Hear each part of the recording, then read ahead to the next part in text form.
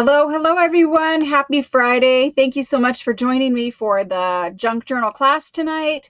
If you're new here, I do the class every Friday starting at 7 p.m. Eastern Standard Time. We always do something different. Tonight is the night we are starting a new project. It is called the French Blue Beauty Journal.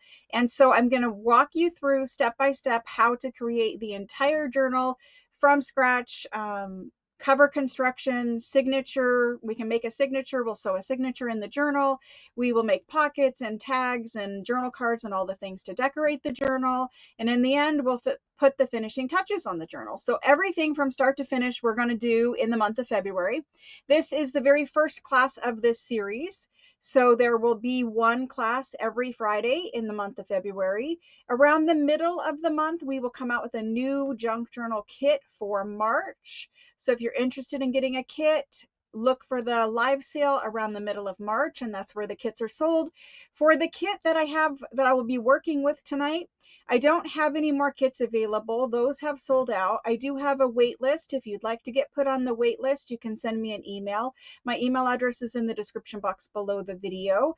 And other than that, you don't have to purchase the kit. You don't have to purchase the physical kit to make the journal with us tonight. Anyone can make the journal. Anyone can participate in the class.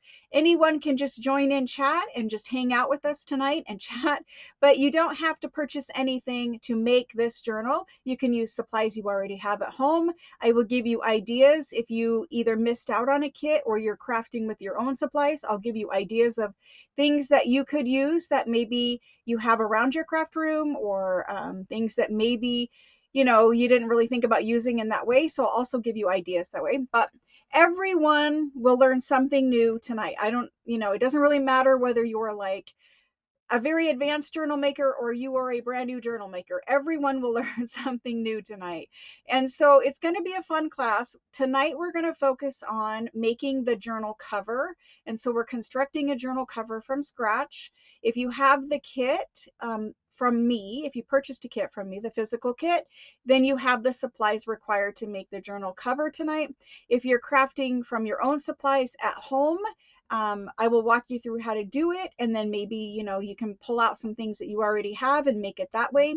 These videos, these live videos that happen every Friday, they stay on my channel. My YouTube channel is called Inked Paper Art. If you're watching over on Facebook, the YouTube channel is called Inked Paper Art. There is a link on Facebook. If you click it, you could also click my name, Kate Marshall, and it will show you all of my links in my Facebook profile. So on Facebook, I'm called Kate Marshall. On YouTube, I'm called Inked Paper Art. And so if you are wanting to subscribe, the videos will stay up on the channel forever. So you can come back to this video and rewatch it if maybe tonight you just want to watch because you're new to junk journal making and you kind of just want to see how to make the thing before you actually sit down and make it. You can have my video up there and like pause and restart and replay whatever parts you need of it. But yeah, the videos stay up there forever, so you guys can save those videos. I talked about that in one of the 365 videos. But anyway, let me say my hellos because I see lots of you jumped on for tonight. Hello, Ria. Hello, Sherry. Hello, Maria. And Lisa is here. And Jana is here. And Wendy is here. And Rhonda is here. Sandy is here. I don't know if I said hello to Sandy. Hello, Home Decor by Audrey. Hello and welcome. Cindy is here. Phyllis is here. Amy is here. Pam is here. Marcella. So many people here. Goodness. Donna is here. Lots and lots and lots of people. Thanks so much for joining, guys. So if you're new to my channel, if you've never seen me before, a couple of things that you might want to be aware of is every day on my YouTube channel, I do a video. It's a 15-minute short format video where I am working through what I called 365 days of junk journal ideas. Many of you already watch and know about the series, but some new people will not know about the series. So the series covers every possible junk journal topic there is. I make a small project. Sometimes I make a journal cover, sometimes I make a signature, sometimes I make tags or pockets or belly bands or whatever it might be that can go in a journal. Sometimes I make like bead dangles or something that you can use to embellish a journal. But every morning the video loads up on YouTube. It's a 15-minute video, so it's not going to take much of your day to watch it. You can quickly kind of get the idea. We get right to the point. get the idea and move on with your day. So if you're interested in subscribing those videos, I'm doing them. I started them on January 1st. So you're not very far behind. And again, those videos are always on my channel. They're in a playlist called 365 Days of Junk Journal Ideas. And so we are on today was day 38, which I actually called day 39, but today was day 38. So tomorrow will be day 39. You're not far behind. And again, they're only 15-minute videos, so it doesn't take long to get caught up. Anyway, thanks so much for joining, guys. I really appreciate it. So this is the first class, like I said, for this journal. And if you're interested in purchasing the journal kits, like I said, there will be another journal kit, a new journal kit, a physical one. So all the things that are required to make the cover, signatures, pockets, tags, things like that to play with, all of that stuff are physical items, and that's what my kits are. My kits are not digital kits. I do have digital kits, but those are different. And I'll talk more about that tonight too, because we need to get the digital kit to match up with the physical kit. And so I'm working on that. All right, so tonight we're going to work on a cover. If you purchase the kit, you're going to want to pull out your package, you know, the physical kit. And the only things that you need that are not in the kit are like a paper trimmer, scissors, Fabri-Tac glue was important. So if you have Fabri-Tac or 3-in-1, the beacon kind of glue, sometimes they call it 3-in-1, sometimes they call it Fabri-Tac or Fabri-Fix. They're all kind of similar. So you're going to want that kind of glue or whatever you have that you like to glue fabric down with. And then let's see, the only other thing is you're going to need a 2 to 3 inch wide piece of fabric. And the length, so the width is 2 to 3 inches, and the length is depending on what style of journal you're making, because the kit could have been made into a tall document journal, or it could have been made into a 9x6 journal. So you're going to want the height of your journal, that whatever is 12 inches, 13 inches, or it could be 9 or 10 inches. And so that by 2 to 3 inches. So just that little piece. That's the only thing I'm using tonight that was not included in the kit. And the reason I didn't include it is because some people are going to want to make a different style of cover. Some people are going to want to put something different inside where I'm putting this piece of fabric. So I didn't include it because lots of you guys will do different things anyway. But that's what I'm using tonight. So that's the only thing I'm using from my stash that wasn't in the kit. Hello, Christy. Hello, Leilani. Awesome, guys. Awesome. Well, I'm glad you're excited to do it. I'm super excited. I have been dying to make this journal for probably about 2 years, because last year I had a kit that was all in neutrals. There was no color. So when I say neutral colored journal kit, I mean, think of all the colors of antique book pages. They come in a variety from anything from like a cinnamon color all the way down to like your bright white, right? And there's French vanilla, and there's cream, and there's eggshell, and all the neutral colors. And craft color was, you know, craft cardstock color was in there too. But I made a journal kit last year that was just called Neutral Junk Journal Kit. So it did not have any color at all. It was just those wonderful warm tones of paper, right? Antique paper. And I loved that journal kit. You guys all loved that journal kit. That was the most popular journal kit we did that year. And so this year, I wanted to do kind of a repeat on that, but I wanted to add that beautiful vintage French blue color. And I've showed you guys the letters many times. I'll show them probably again tonight. But that's the color I'm adding to my journal. So my journal will mostly be all neutrals with that addition of that lovely French vintage antique blue color. And you can do your journal however you want to do it. You don't have to do what I'm doing. You don't have to do anything similar to me. You all will make whatever journal that, you know, you are drawn to. And if you're brand new to junk journaling and this is your very first journal you're ever going to make, first of all, I'm very honored. I know for some of you, quite a few of you, this is the first junk journal that you're making. And so I'm very honored that you've decided to make it with me. And I'm super happy that you guys are going to join in and share this wonderful hobby. When I say that this is a wonderful hobby, it almost makes me tear up, because this hobby has brought me so much joy. that I cannot verbally even express to you how much joy making junk journals has brought to my life. Um, if I took away all the other aspects of what I do here on this channel, the live sales, the French, ephemera and paper and whatever, if I took away all of the love for all of that and I just had junk journal making, I would still be far over the moon, excited, happy every single day of my life. I love making junk journals. I love everything that there is to do with making a junk journal, which is why I like doing the 365 series. It's just so much fun. And there are so many new people coming to this hobby, this craft, hobby craft, whatever you want to call it. And I'm super happy that it is growing. It is catching on more and more every day. There's news articles written about it. I mean, it is becoming mainstream. It used to be very, very small, and it is now becoming mainstream. And I'm super excited that we're all going to do this together, and we're all on this journey together. And so it's hard to explain why I like it so much, but it is just the perfect combination for me. Many of you guys know that I used to own an antique store. I owned a physical brick and mortar antique store for 25 years. And so I love vintage things. I love antique things. And I'm super drawn to that aesthetic, right? Vintage, right? And so for me making junk journals, I get to use all kinds of antique paper and vintage items, whether I scan them and use, the copied ones, the printed ones, or if I use the originals. So for me, I get to combine my love of antiques and vintage things with also my love of paper crafting. And I've also been a crafter, a maker for, I don't know, since I was a child, probably. But so I've made jewelry, I've crocheted, I've embroidered, I did some very light sewing. Sewing is not my favorite, but I've always done, creative things.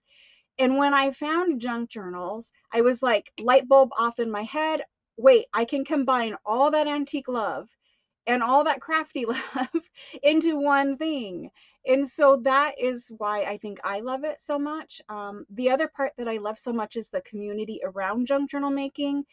The people that make junk journals, for the most part, 99% of us, are very, very kind, good-hearted people. We love to share our knowledge and our experience making them with other people. We love to bring new people into the hobby and into the craft because it it brings me so much joy that I want other people to also be able to experience that joy. And for people who want to sell their journals and for people who want to turn their hobby into a business, a small business where they're selling their journals and they're making money, this is definitely something that can make you money. There are junk journals being sold every single day. They're very, very popular. If you look up junk journals for sale on Etsy, you will see a ton of them. And they price, they range in price astronomically because a lot of factors go into pricing a junk journal. And we can talk about that. We can have that whole conversation. But I'm just saying, there's so many different things that you can do with this hobby, with this craft. You can make to sell, and maybe making fully finished, fully decorated journals that take a long time and a lot of effort, maybe that's not your thing. But there's also people that sell pockets that they made or tags that they made, or, if selling's not your thing, it's a great way to keep your memories, right? You make this beautiful junk journal. Maybe you're giving them as gifts. Maybe you're keeping them for yourself. And this is something that you're actually going to use and journal in, whether you're journaling like an everyday kind of diary entry or whether you're journaling like, just maybe quotes that you like. It's a way of saving little bits and pieces of ephemera that you like movie tickets or a receipt from somewhere that, you just want to tuck all these little mementos into your journal so that you have those memories stored in there, right? So lots of people journal in different ways. Some people use junk journals just for writing lists in. There isn't a right way or a wrong way to use a junk journal. There isn't a right way or a wrong way to make a junk journal. Basically, in this craft, which is another great thing about it, everything goes. Everything goes. And sometimes the more imperfect, for all you new junk journal makers who are worried about whether or not what you make will look nice or whether you'll make a mistake or something like that. Let me just start out by saying there's no right or wrong way to do anything. And this craft in particular, sometimes the mistakes, the things that our brain says, oh, that's a mistake. Sometimes those mistakes turn out to be the best part of a journal, or the nicest part, or the thing that somebody says, oh wow, I really like how you did that, and that's what made them choose to purchase it. So just also keep in mind that anything that you make in a junk journal, if you do not like it, if you don't like the way it came out, number one, take a moment, take a deep breath, walk away from it, tuck it away for a day, and come back and look at it the next day with a fresh set of eyes. Sometimes we're just tired. Sometimes we've just done so much that, we just need to walk away from it. But even if after all of that, you don't like whatever it is that you did or you made, or you think it's a mistake, it can all be fixed. This is a craft, a hobby that is not precise. It does not require precision. It is so forgiving that all people of all skill levels can do this.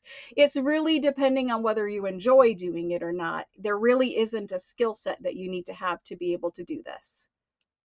You can always fix it. It's just paper. That's right. That's right. So guys, are we ready to get this project started? Hello, Andrea. Hello, Tracy. Hello, Soldier Mom. Hello, VB Designs. Well, VB Designs, that's really nice, but unfortunately, we don't allow promoting. So that's kind of gone there. Again, you cannot promote in the live chat, but we're going to just move right on past through. So guys, my classes are free here. I don't charge anything for them. I never charge anything for any of this kind of content. I feel like sharing what I know or what I do with new people is reward enough, right? Because I truly get joy from seeing other people come into this hobby, especially the newbies, right? They're always so excited that that they're making their first journal. And I think that is so amazing that you can sit down with some paper and you can create something that brings not only you joy, but other people joy, especially if you're like giving it or selling it or whatever. So anyway, lots and lots of good-hearted people in this community. And we have the best people in the chat. If you ever come and hang out like on the Tuesday night live sales, that's another thing I didn't mention. But for all you new people, there's a live sale that happens every Tuesday where I sell all this antique ledgers and books and paper, and 90% of my stuff is from France, but I import it over here to the US and ship from the US. So anyway, that's Tuesday nights on my channel. Friday nights, I do the live craft with me's and the classes. And then the rest of the week, I process all orders. So anyway, looks like you guys are ready to go. Don't have your kit yet. Some people don't have a kit yet. There were a couple that were returned, a couple where I didn't have an address. Several are still waiting to be paid for. So all of that kind of stuff still will get situated. But let's go ahead and get started. There will be so today was technically day 38. I just called it day 39 on accident. So what I'm going to do is I'm going to fix for the 365 series. I will adjust the title of today's video to be number 38, and tomorrow will be number 39. We're not missing a day. We're just having to fix a little error in the title of the video. When I record several all at once and upload them that way and schedule them, sometimes I don't know, I get confused of which day the video actually is because it doesn't air the day that I film it. Anyway, we're going to go ahead and get started. My finished stuff, well, you might be a little disappointed there. We might have to finish them live tonight. Oh my gosh. I do sleep occasionally. I do. Let me go ahead and flip the camera down and we will get started. So grab your supplies. You're going to have a few minutes. I just chatted for 20 minutes. So grab your supplies. You're going to have time to get everything out and get going. And I will tell you what we're going to do before we actually do it. So that way you know kind of what the end result will be, what we're going for, what we're aiming for, etc. Okay, I'm going to flip the camera down. There we go. And let's get started. Move my monitor over so I can see your guys' chat. Okay. Alrighty. If you guys have any questions in chat, if you guys would not would just kind of reserve using all caps for questions to me, that way I'll know that you're talking to me and then I can hopefully see it. But everyone in chat who's been around me long enough, if someone asks a question and you know the answer, don't hesitate, just jump in there and answer them. But if you don't know the answer or something needs my attention, just use all caps and I will catch the question hopefully. All right, let me grab the kit.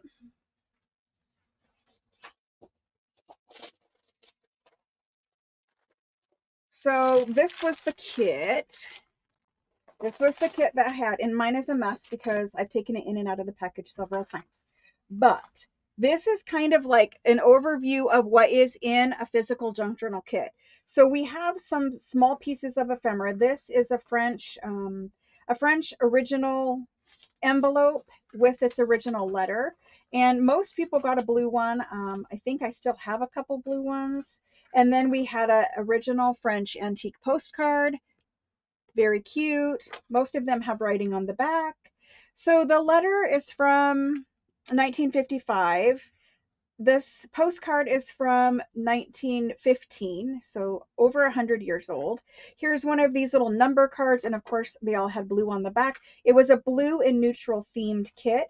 It came with a nice beaded applique kind of lace piece, and then it came with a nice long gold piece of lace. This was the fabric for the cover. So tonight we're going to use this piece of fabric for the cover. So that's that. So if you want to pull that out of your kit.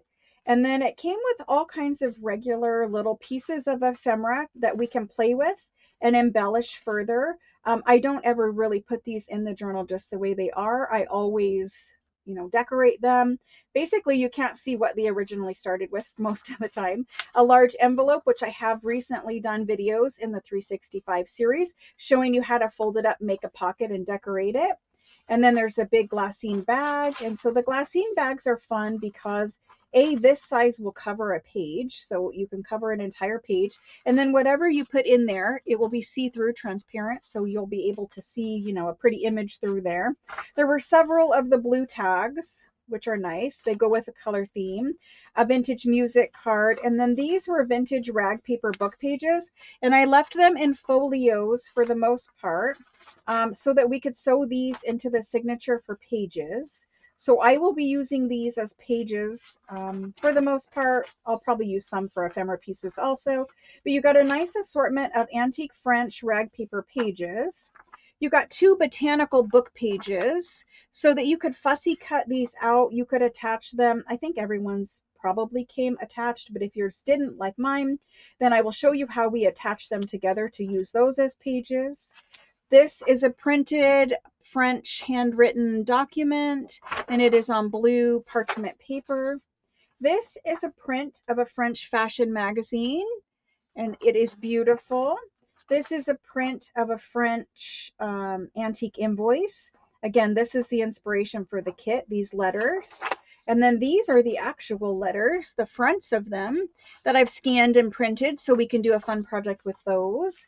Because we're doing a blue and neutral junk journal kit, we have a neutral colored sack. And this is probably going to be made into pocket pages in the journal. Then I gave you some coffee dyed paper in case you didn't have any or you wanted to play with coffee dyed paper. They can be pages in your journal as well. There's a very nice large paper doily that we can fold and put in the journal. We can make an ephemera piece with it. You could use it to decorate. There's music paper, lovely music paper. Never can get enough of that. And then this page right here, this is meant for the inside of your journal cover. So you're going to want to pull that out and that blue fabric that I showed you just a few seconds ago. So you're going to want to pull that out of your kit. And then there's a piece of cream colored cardstock. This can be made into tags or journal cards. You could put it in your journal if you wanted as a page, but I put it in there for ephemera making. This is a piece of 9x12 super thick and sturdy watercolor cardstock. This is our cover base. So you want to pull this piece out this printed piece right here and the blue fabric. And then this is a piece of Italian Florentine paper, and it is blue and neutral in color. So it's Italian Florentine paper from Italy. A lot of you guys are familiar with that. We sell that here on the live sales.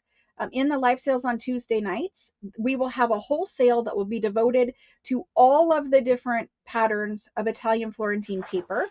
And then you've got a nice large antique French ledger page.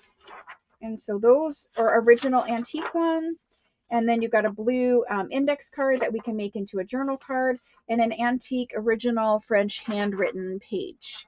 So this is the journal kit for this month. You can see it has a lot of things in there. And then tonight we're going to focus on making the cover.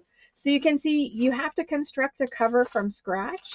I don't want anyone to be intimidated by that.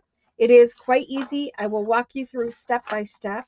You will probably be amazed at the end of the night how easy it was. And then you're learning how to make this style of cover over and over and over again. So everything that I teach tonight, you will be able to replicate into different styles of journal later on down the road. So it's kind of like you learn this skill tonight and you can just use it for forever. So there's the kit as it came. So for tonight, we're going to want, I pulled mine here. So you're going to want that piece of watercolor cardstock. It's 9 by 12 and it's white. It's the only white cardstock in the kit, and you'll know it's super, super thick. So that's the one we're going to use for the cover. This is for the inside of the cover, and this is the fabric that goes on the outside of the cover.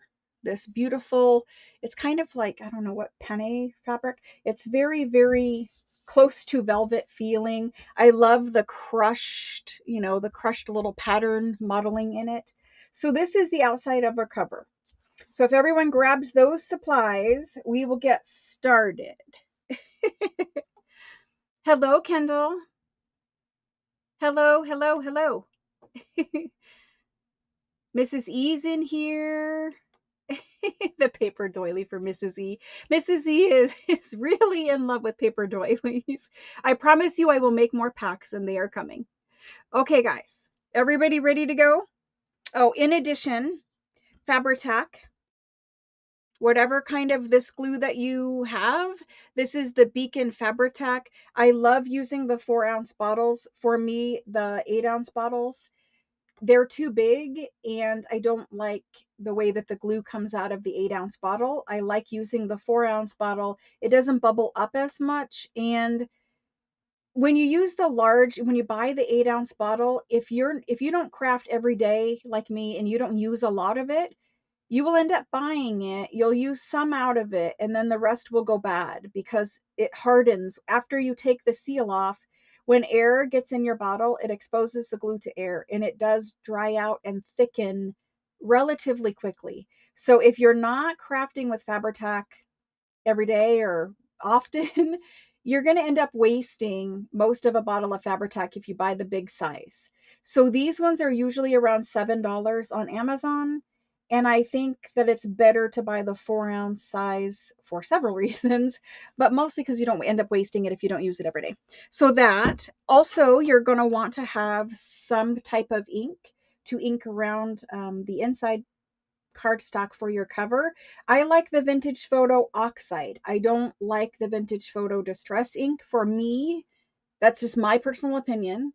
It is too dark, and it ends up making the paper look dirty instead of more vintage. So the fact that it's the oxide, it just has that creamy undertone, and I think that is a more true to antique look than the regular one. I also use the domed foam blendy thing, and so there's that. And then a bone folder, any type of Teflon bone folder, regular bone folder, whatever, because we're going to use that to score our piece with. And then if you don't want to get Fabri-Tac on your hands, I don't think you're going to need to worry about this tonight, but If you put too much glue on or you're too messy with your glue, you might want a silicone spatula just to press down your fabric so that you don't get the glue on your hands. That's optional. Again, I don't think you're going to put enough glue on to worry about it, but if you need to, a silicone spatula, you can, like when we go to put lace down the spine of this at a later video, you can touch this on the Fabri-Tac and the glue will stick to this temporarily, but then it just rubs off at the end of the night. So a silicone spatula is really good for gluing like lace down the page edges because you can just tap the lace in instead of having to press it with your fingers and getting glue all over your fingers. So there's those things. All right, we're going to get started. The first thing I'm going to work with is the watercolor cardstock, our journal base. And then from there, I'm just going to take whatever paper trimmer you use. That's good. We're going to take that watercolor cardstock. We're not cutting it. So if you have a scoreboard and you're wanting to use a scoreboard, grab your scoreboard. I use this for scoring. I don't use the scoring tool, but I use it for scoring. So we're only going to score our base. The white watercolor cardstock, we're going to score it right in the center. It's a 9 by 12 inch sheet. So we are going to score that at 6 inches. So I lined my paper up on the 6. And to use any, you can use any type of cutter that has a groove in it as a scoring board. You don't have to buy a scoring board if you're just usually scoring, a straight up and down score like this, which that's what scoring is, right? You don't really need a scoreboard. So again, I'm going to use my cutter, but I'm only scoring. And I know that this trimmer comes with a scoring blade. I do not like it. I just like to use my tool, and I just put my tool in that groove and score down. And it works exactly the same as a scoring board would, but it's, easier. I don't have to have a separate tool in here. So I scored it directly in the center, which was at 6 inches. Okay. And I didn't press too hard. I just put a nice, light crease in there. So there's that. Don't fold it, just score it. Yeah, you can add acetone to it to thin it down if you catch it before it is too thick. Otherwise, there isn't really a way, once the glue thickens, unless you're sticking something in there and stirring it or taking the glue out and mixing it, there's not really a good way to mix the acetone in. So she said she does it periodically. That's great. I just prefer not to have to mess with the acetone. It's not really the safest material to use either. I know that the glue has acetone in it, but I just worry about having containers of acetone laying around. I don't paint my fingernails, so I don't have that either. But okay, so we scored it. All right, from there, we can set it aside for just a moment. You're going to take your blue piece of fabric. On your blue fabric, the right side up, the right side is the velvety side that's kind of shiny like this. This is the right side. So there's a right side to your fabric. This is the right side. The wrong side is this side. The wrong side is matte looking. It's not shiny. So we're going to put our cardstock and glue it to the wrong side of the fabric. And that way, when we wrap around our edges, the right side of the fabric will be our journal cover. Okay, so just flatten out your fabric. You don't really need to iron it or anything like that. That's also a good thing that it's all got this kind of crinkled texture to it. You don't need to worry about any wrinkles or anything like that. So again, flip it so that the wrong side is face up. The right side, this is the right side, is face down. And then kind of scooch that off to the side for a moment. And you're going to take your watercolor cardstock that you put a score line at 6 inches in, and now's when we're going to add glue. Again, I'm using the Fabri-Tac and just glue around. So before we talk about gluing, if you want to take this to the sewing machine and sew around your journal cover, which I do recommend, and that is what I've done, You do not have to sew it, but if you want to sew it, you can keep your glue back away from the edge so that you could take it to the sewing machine and sew it sooner rather than like waiting for it all to dry and then do it. But if you are going to sew your cover, make sure that either you're keeping your glue away from where you're going to sew, or plan on sewing after your cover has had enough time to dry. Because if you try to take anything to the sewing machine and sew while your glue is wet, that glue is going to stick to your needle, but it also gets gummed up in the inside of your sewing machine and it will ruin your sewing machine. So whether it's glue stick or it's Fabri-Tac or it's art glitter, whatever glue you're using, make sure that your glue is dry or that you kept it away from where you plan on sewing. I prefer just to let it dry, and we're not adding a ton of glue to this. So it really, when I made, because I already made 2 today because I wanted all 3 done by the end of the night. I always make 3 journals for every kit that I do. That way, when I'm working through and making the journals, I make 3 at a time. It gives us different things to work with, different journals, more ideas can go in there, right? So I've already made 2, but when I did it earlier, and I'm in Arizona, it's probably about 80 degrees today, those covers were dry enough to sew around with glue everywhere in about 20-25 minutes, and I had no problem. So anyway, we're going to take our Fabri-Tac and start gluing. I'm going to hold this up close. I'm just doing light glue. I'm not doing a massive amount of glue. Again, I'm sewing around mine, but I'm putting very, very thin line of glue right at the edge. Very thin. Hopefully you guys can see that kind of a little bit. Very thin amount of glue right there around the edge. And so after I do the edge, I'm just going to continue to glue, and you're going to glue the entire piece of cardstock, the whole entire thing. And I'm just using a light pressure on my bottle. That way I don't get too much glue. And if you see a raindrop like that, you want to make sure you use the glue tip just to smooth it out. Don't leave any raindrops of glue, because while this fabric is kind of thick, it might come through to the front side of your journal, because this glue side goes down and it could come through to the front side of your journal cover. So just use light pressure so that you can have your glue be thin. I don't have any raindrops there. If anything looks too thick, I'll come back with the glue nozzle and just stir it around and it fixes it. So I'm going to work on gluing this up so we can speed through it. I'm just putting glue everywhere because I don't want, if you don't put glue everywhere, this fabric stretches, it moves, and if you do not put glue everywhere, you could have a spot where your fabric is too loose or bubbles or something like that. So just make sure that you're getting glue all the way to the edge or very close to the edge. Unless you're planning on sewing right away, then keep it back away.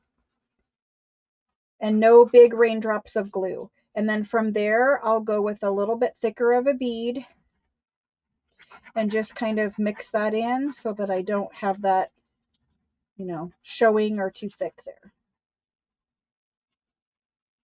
And so I just make sure I've got glue everywhere. If you want to use a spatula or something like that to spread out your glue, you can do that. It's not really necessary that it's, how should I say? It's not really necessary that it is so evenly spread. It's just more necessary, more important that it's a light coat of glue. I'm going to sew around mine. So if you're not going to sew around yours, you might want to add a tad bit more glue just to be sure everything is down. And you don't want your glue too thick around the edge because it might seep out. So it's harder when I cannot stick my head under the camera. So let me get this glued quick. I hope you guys all had a good week. Are you looking forward to the weekend? I am so looking forward to the weekend. I am working all weekend, but I'm looking forward to getting that work done. So that'll be nice. My hand needs a break, but other than that.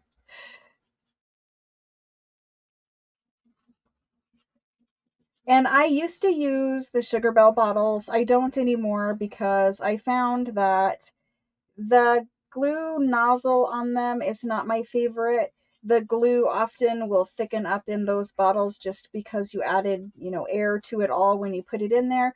So I don't like the Sugar Bell bottles. Again, I just like the 4-ounce one. Okay, so I think I've got enough glue on this to kind of show you. It's just everywhere like that. Okay, so from there, you're going to take your piece of fabric, again, the wrong side up, right side down. Take your piece of cardstock where you added your glue. It doesn't matter which way your score line is, that does not matter. And then put it on. Now I'm going to tell you, you're going to want to position it where you have about 1/2 inch of fabric around your cover. So if you notice, I only left 1/2 inch here and 1/2 inch here, and I scooted it over so that I could only have to cut 2 sides of my fabric. If you stick it in the middle, you might have to trim around all 4 sides depending on whatever size this piece was. I left them generous sized because different people want to do different things with them.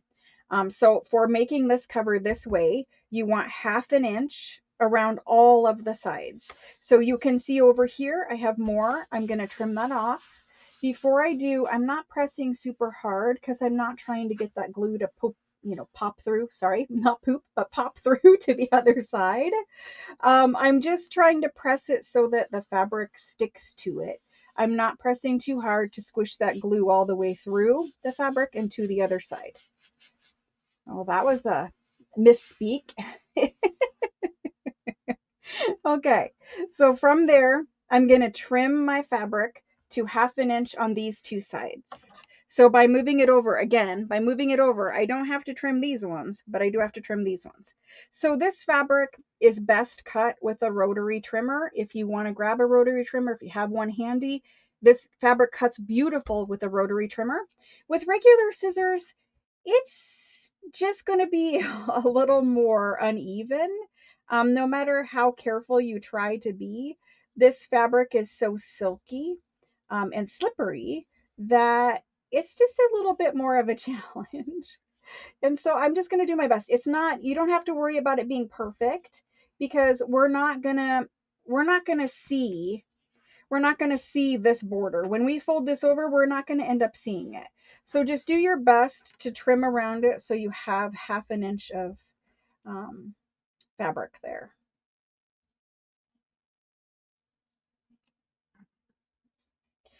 Who said they were on Grandbaby Watch?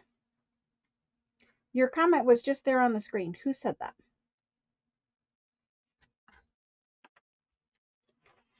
Who's on Grandbaby Watch? Hold on, let me see. Somebody said we're on Grandbaby Watch. Who was that? I'm trying to scroll up and find it.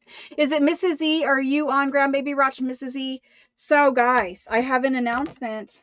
I'm just going to spill the beans with you guys. I'm going to spill the beans. Can you guys imagine what I'm going to say? Now, you all know that I am too old to be announcing I am having a baby. I am too old for that. However, I am going to be a grandmother for the very first time. So I'm just spilling the beans. I don't care about it. But my daughter, she is getting married next month. Well, fertility is not our strong suit in our family. And so she has actually been trying for a little while because, she's 29 years old and fertility is not something our family is incredibly blessed with. So they've been trying for a little while and now it happened and they're actually going to be parents in addition to getting married next month.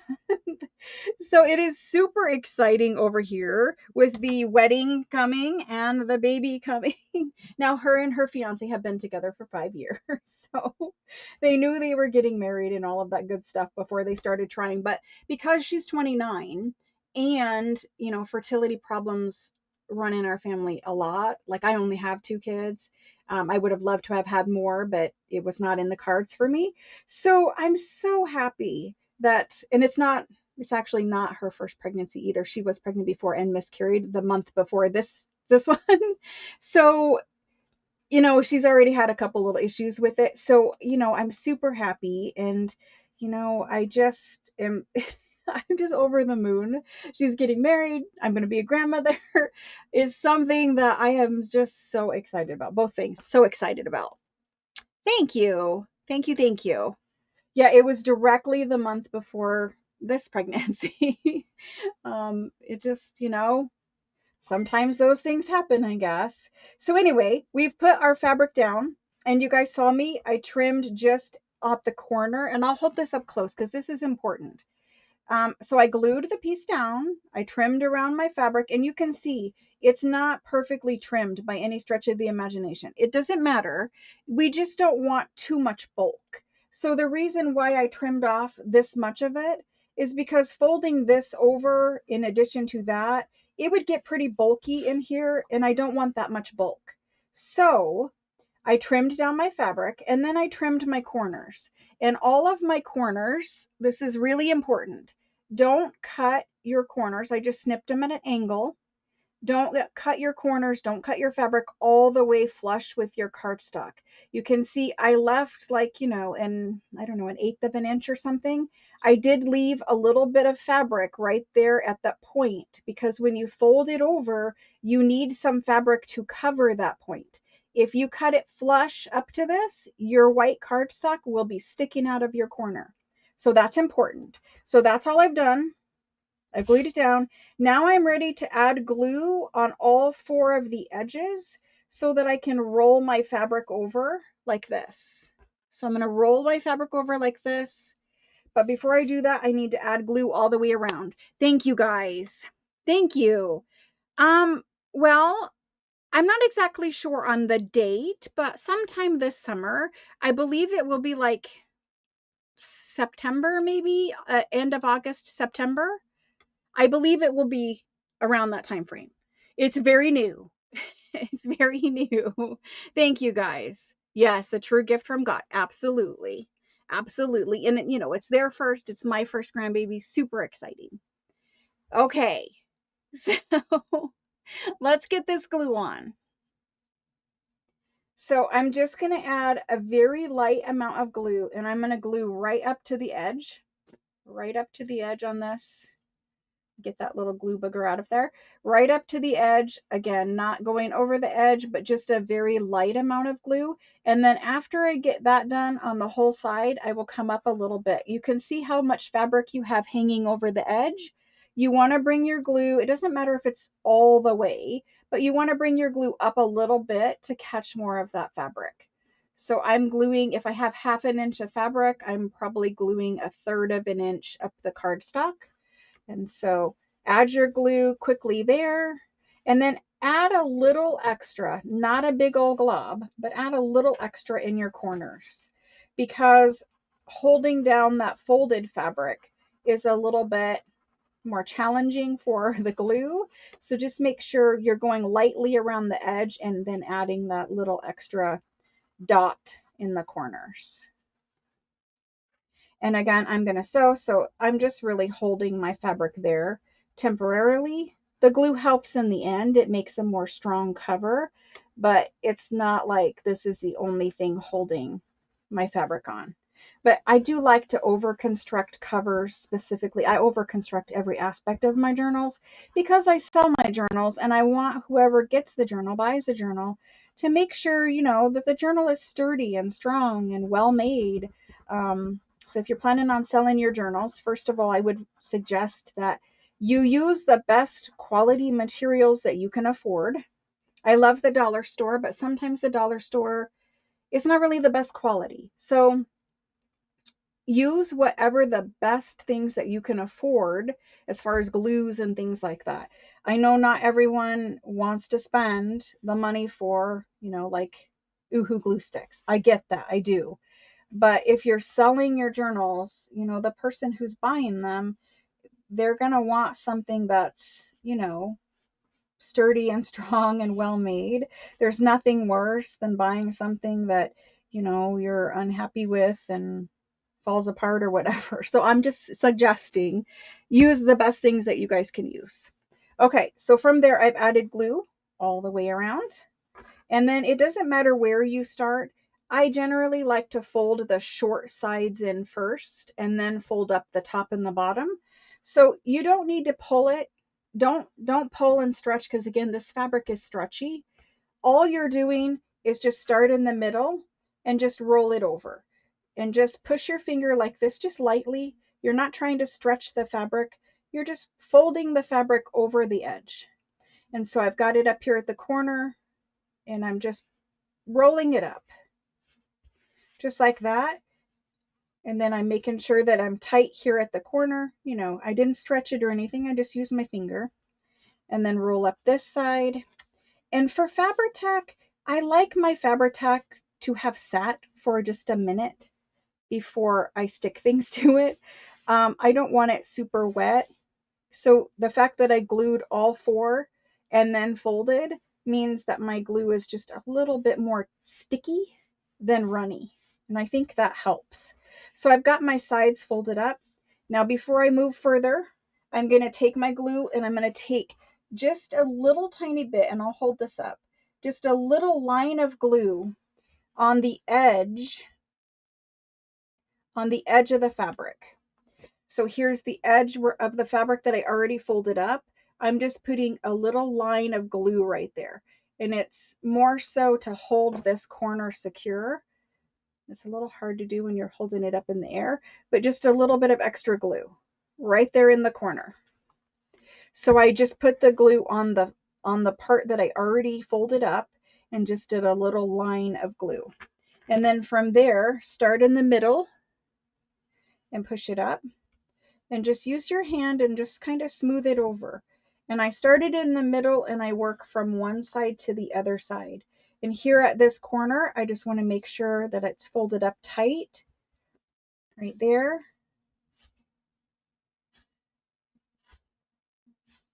And right there. I got a little extra glue. There we go. And then this one, starting in the center, and just roll it up on there and tap it down in the corner.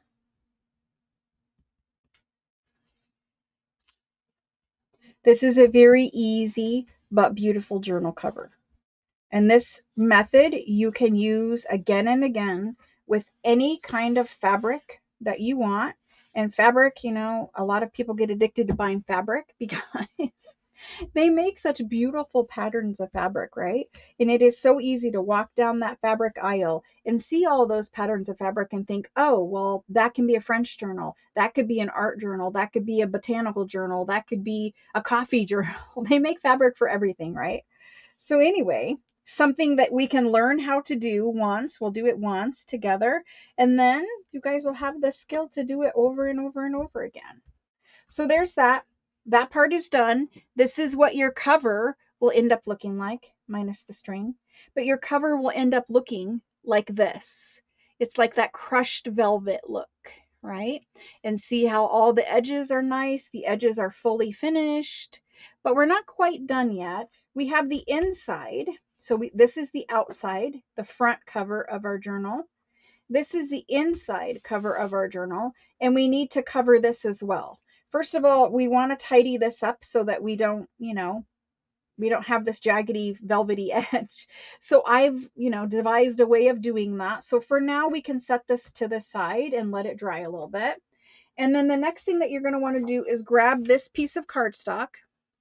This piece is, let me reach out for a second.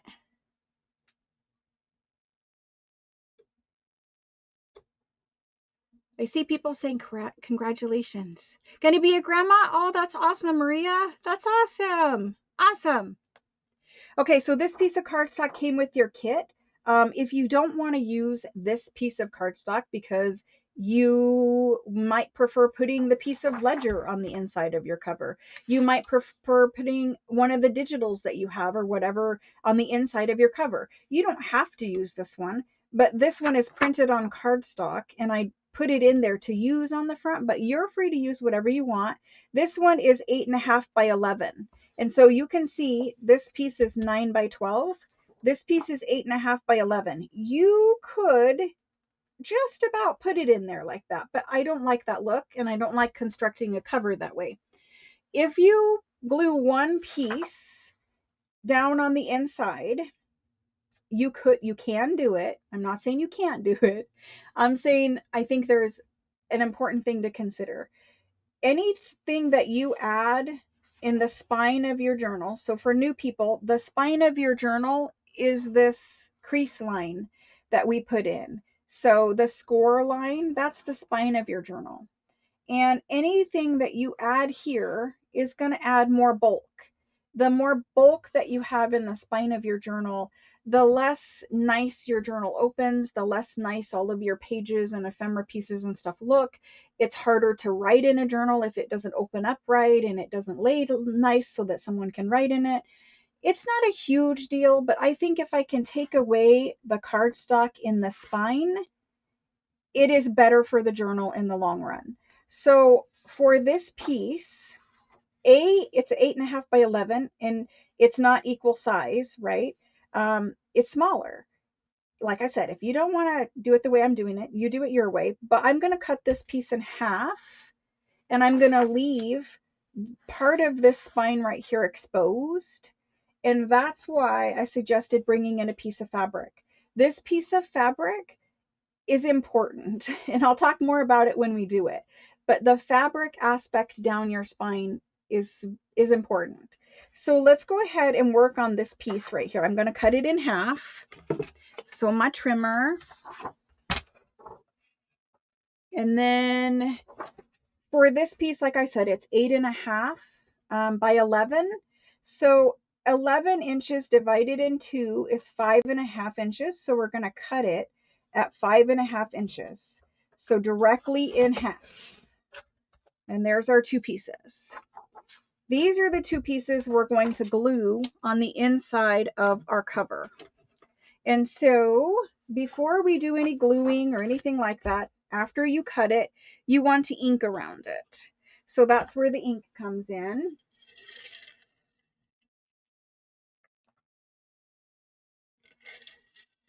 Sorry, I gotta hydrate. Okay, so for inking,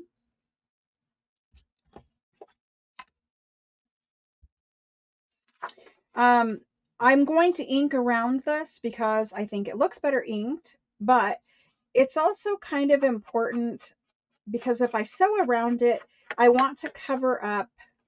So anytime you sew on paper, it's going to make little perforations. The needle going up and down, sewing through paper is going to make little perforations.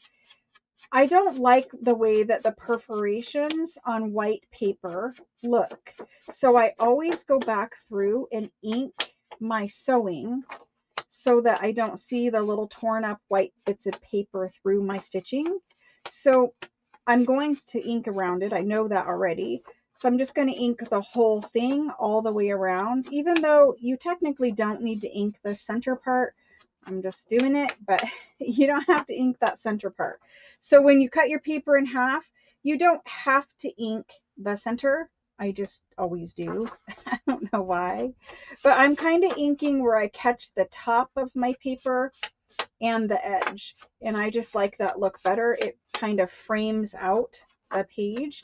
The page is already kind of antique distressed, but if you hold your ink dauber when you're inking a little more on the surface, so normally you would ink like here on the edge, if you hold your dauber like this and go across the top, you're catching some of that ink on the top of your page to frame out your piece.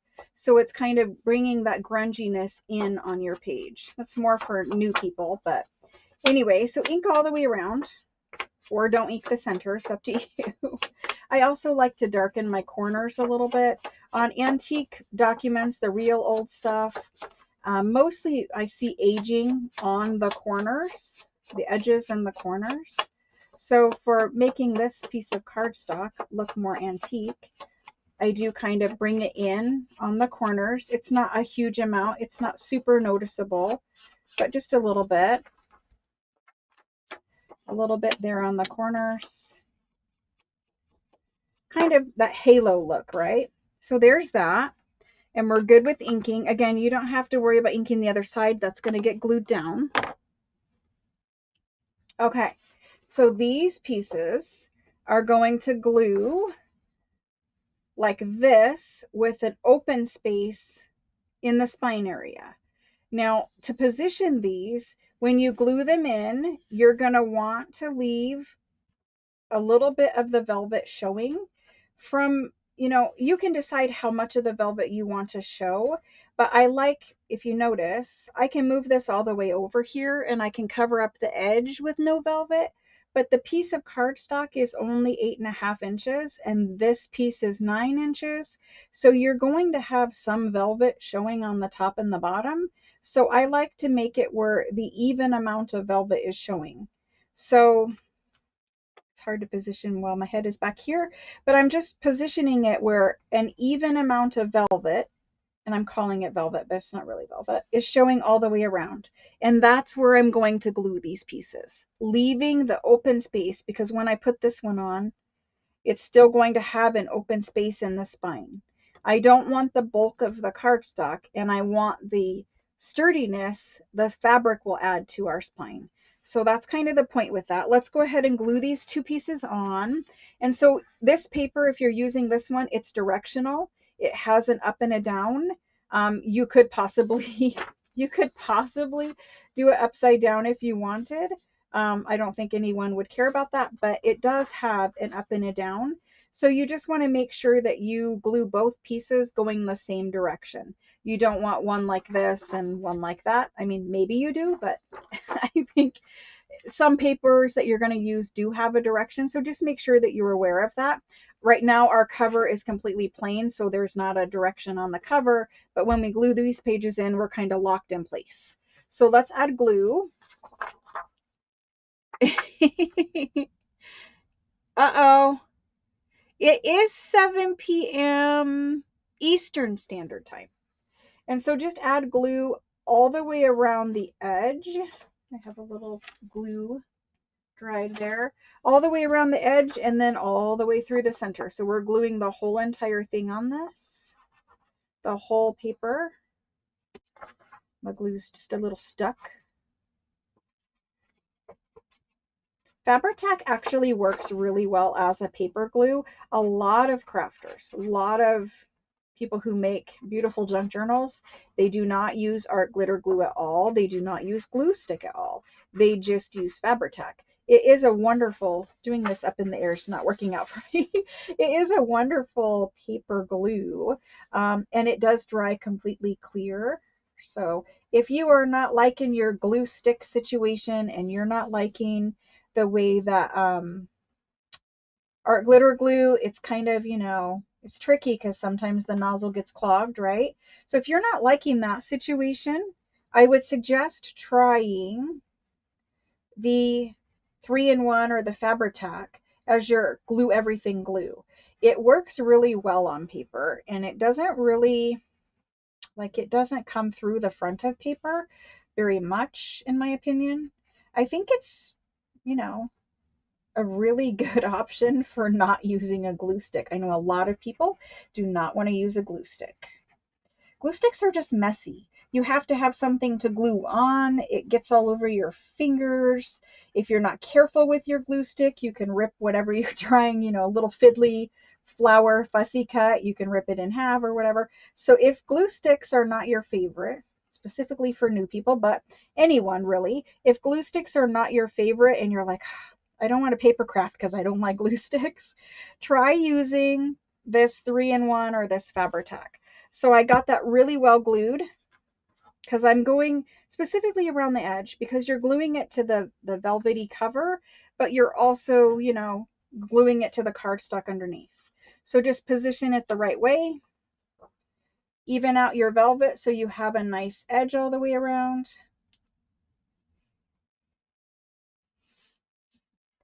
That's about even. Make sure it's straight and press it down. So you'll have one piece glued down. And this one I am, squishing in there pretty good. I want it to stick. And there's that. And we'll work on the next one. Now I can read chat while I glue. What you guys got planned for tomorrow? I love the weather here right now. It is actually a little warmer than it is supposed to be.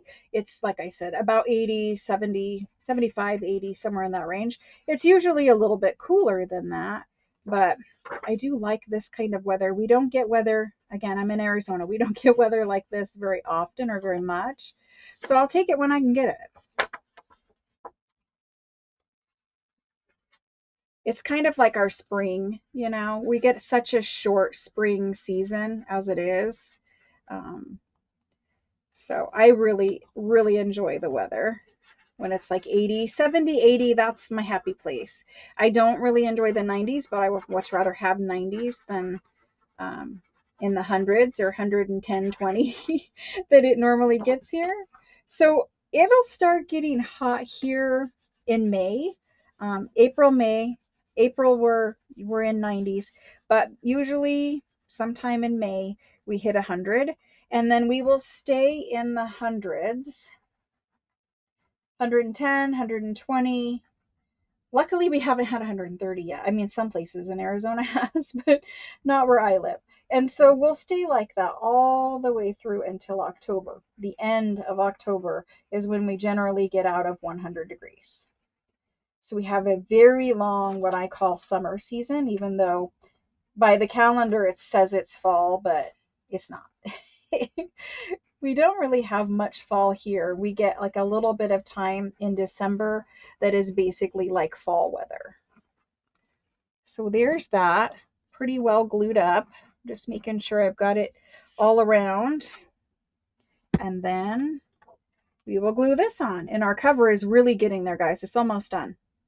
And so, again, even out your velvet, line up your two pieces of paper across the top up here, making sure that they're aligned top and bottom. I think we could go up just a smidge and in just a smidge. And there we go.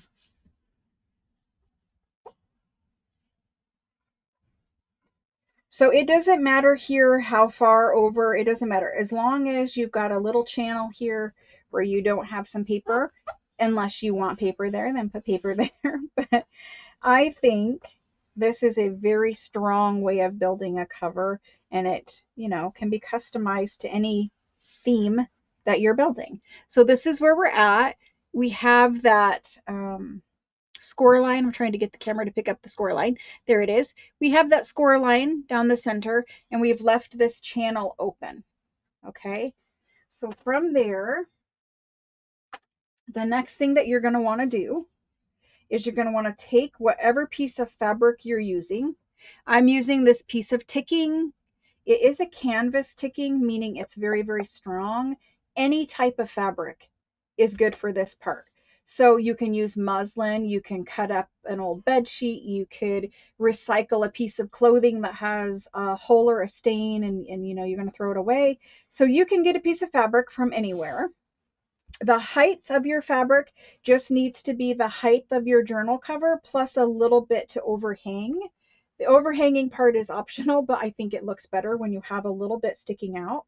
So for me, I'm using the 9x12 cover. So my journal is 9 inches tall, and I generally measure about 10 inches so I can have half an inch overhang on both sides.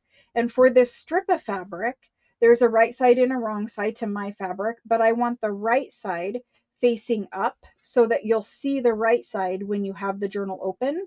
Now, this piece of fabric I've had torn for a while, so it wasn't torn for this project, and it's actually a little too wide. So I'm going to make this piece smaller, And I want the torn look around my fabric. I want to see that torn edge. So if you didn't know, you can just take your scissors and snip your fabric a little tiny bit. It doesn't work on all fabrics, but most fabrics. You can do a little snip, and then you can just tear it like this, and it will tear straight. Not all fabrics like to tear, but most do. And so let me measure this. It's about 2 inches, maybe a little smaller than 2 inches, a little more narrow than 2 inches. And this strip is going to go right down the center of my journal cover. Now it's too long. I've left it that way, but I can trim it here. And again, you can tear it. If you don't cut if you don't cut that little snip that I did, if you cut it crooked, your fabric is going to tear to wherever you cut it. So when you snip that little snip, make sure that your scissors are straight. So there we go. That's going to be my piece that's going to go here. Now I'm going to sew my cover, but I do want to sew over this part when I sew around my cover. So I'm going to add a little more Fabri-Tac right up here at the top, and I'm going to add a nice generous bead here at the top and here at the bottom. That's where the bead of glue goes. And I don't want it so thick that it's going to show through, but I did put a generous amount there to hold that. It's not super important because I am sewing, but, and then I do a very, very light skim through the spine, very, very light. And then down each side, again, you got to glue to hold that piece of fabric.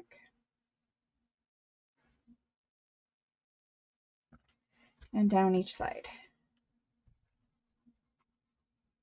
Now you'll want to add your glue as wide as your piece of fabric, or almost as wide. I do like to see the fringe.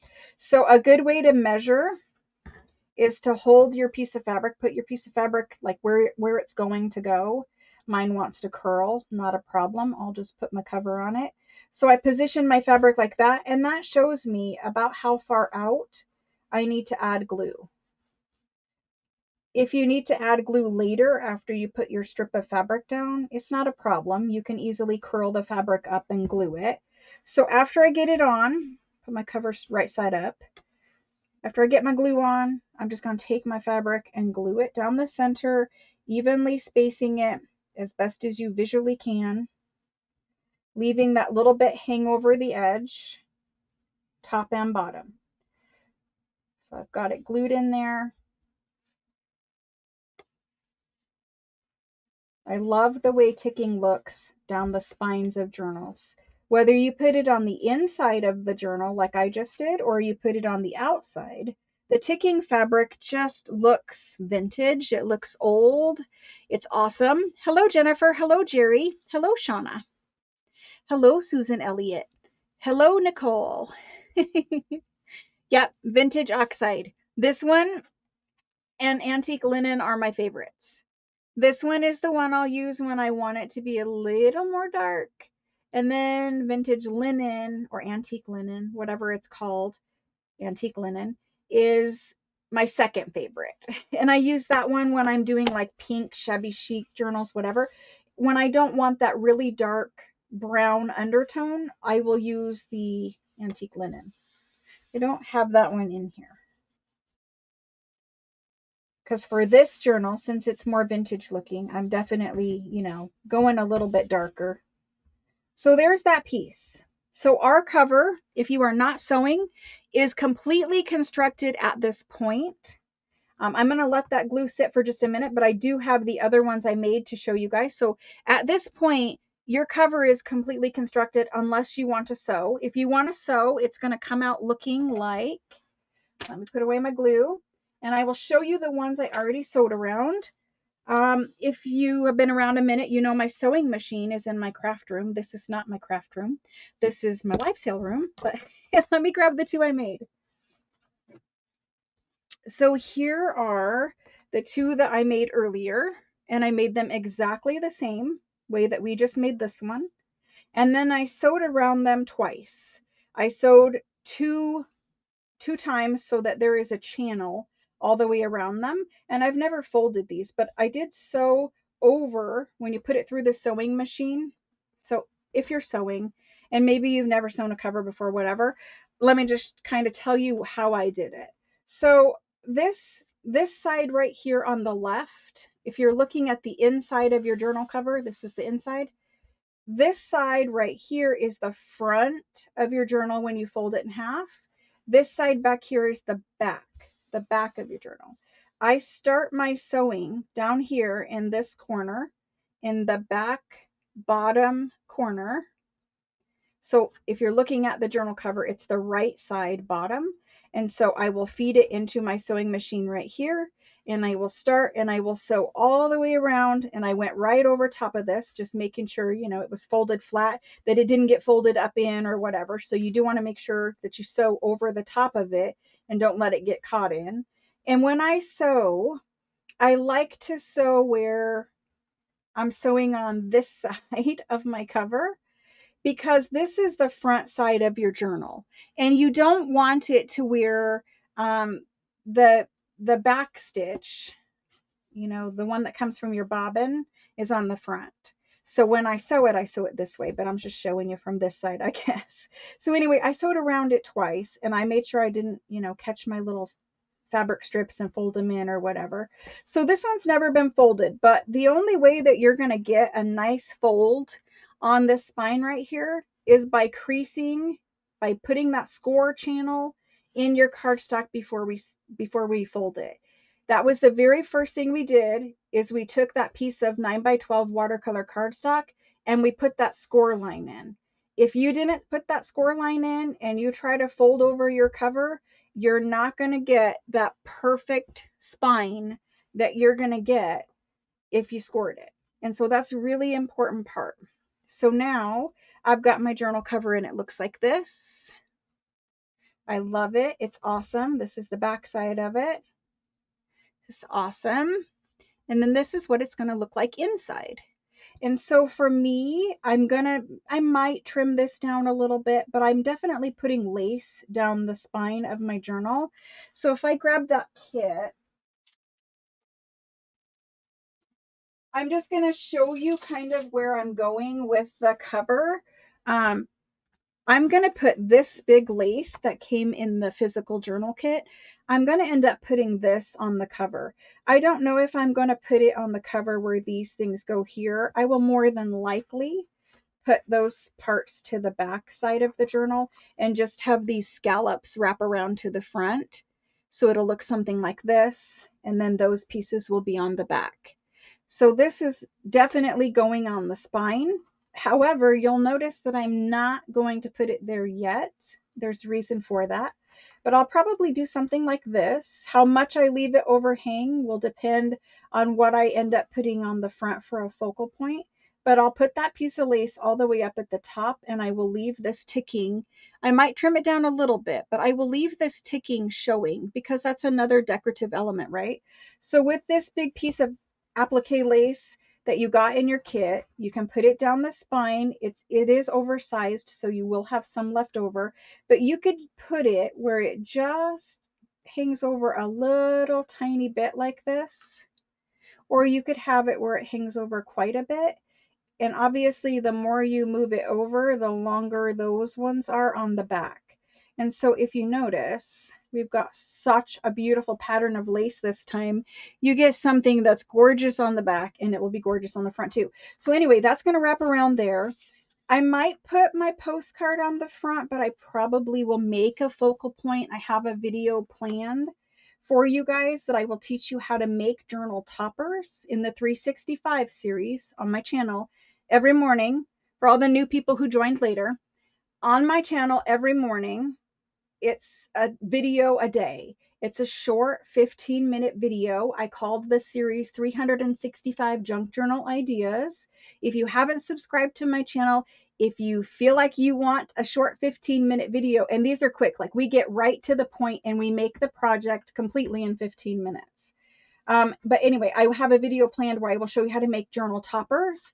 I'm going to make a journal topper, and that's what's going to go right here on the front with this lace kind of folded over like this.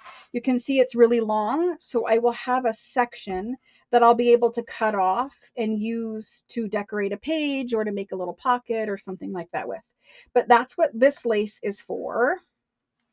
And let me put this back away. You also were given this piece of lace in your kit. You can put this piece of lace down the spine if you want to. It's up to you. It's whatever way you like. I like that big beaded applique one, but this one could go anywhere also. You also could have sewn in pockets when you sew around your journal. So if you want to add a nice wide pocket, just imagine this piece of lace being much wider. If you want to add a pocket, you're going to put the big piece of lace in.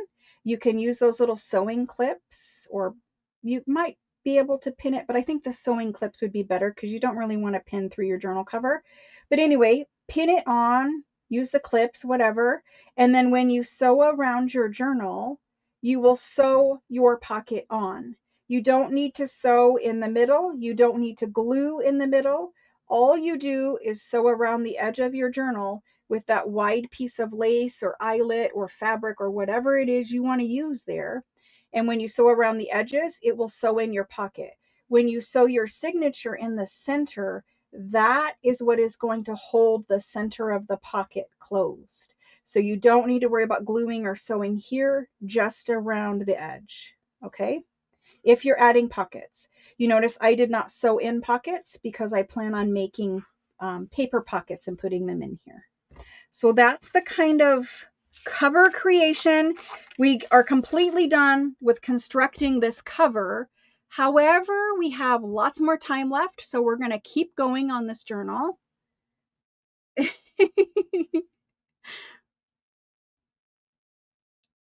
So if you guys don't want to sew, or you're worried about sewing, let me put these down. So first of all, sewing does not have to be a straight line. You can totally go messy stitch around the edge. Sometimes, in all honesty, I will start out trying to sew these perfect straight lines.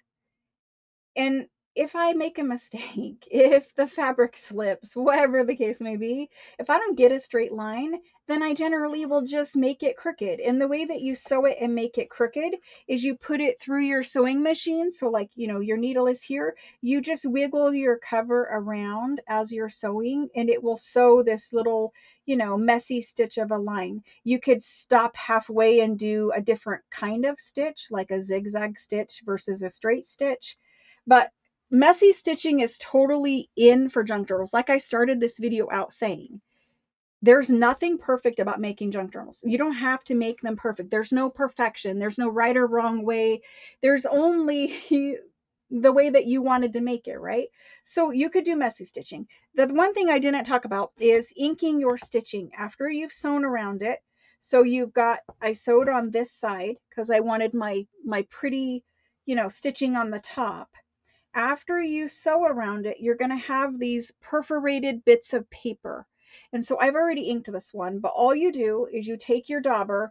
Don't heavy load your dauber up. You just want a little bit of ink on your dauber, so don't load it.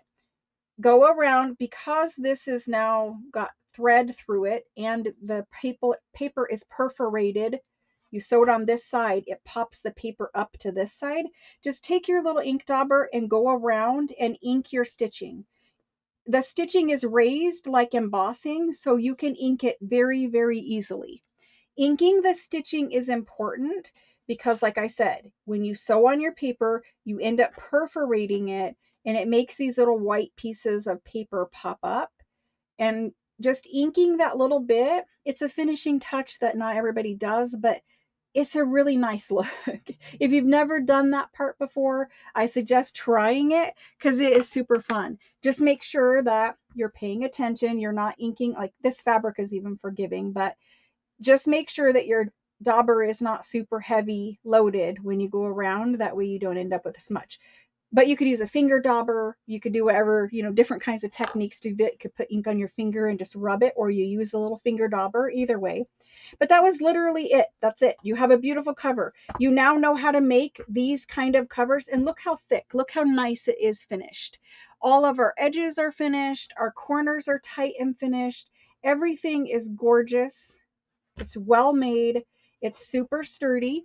You can see it's basically thickness of a book. Like, it's nice. So that's that. That's the cover. So from there, we're going to talk about making the signature.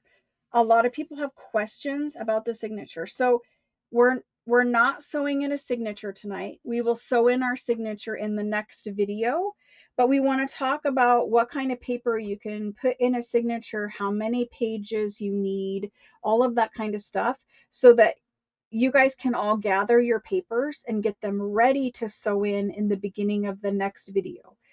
We have an hour and a half still on this video, so I will be making ephemera and I will be doing other things for the junk journal, but the main thing we wanted to accomplish today was constructing our cover and kind of talking about and starting the preparation of our signature.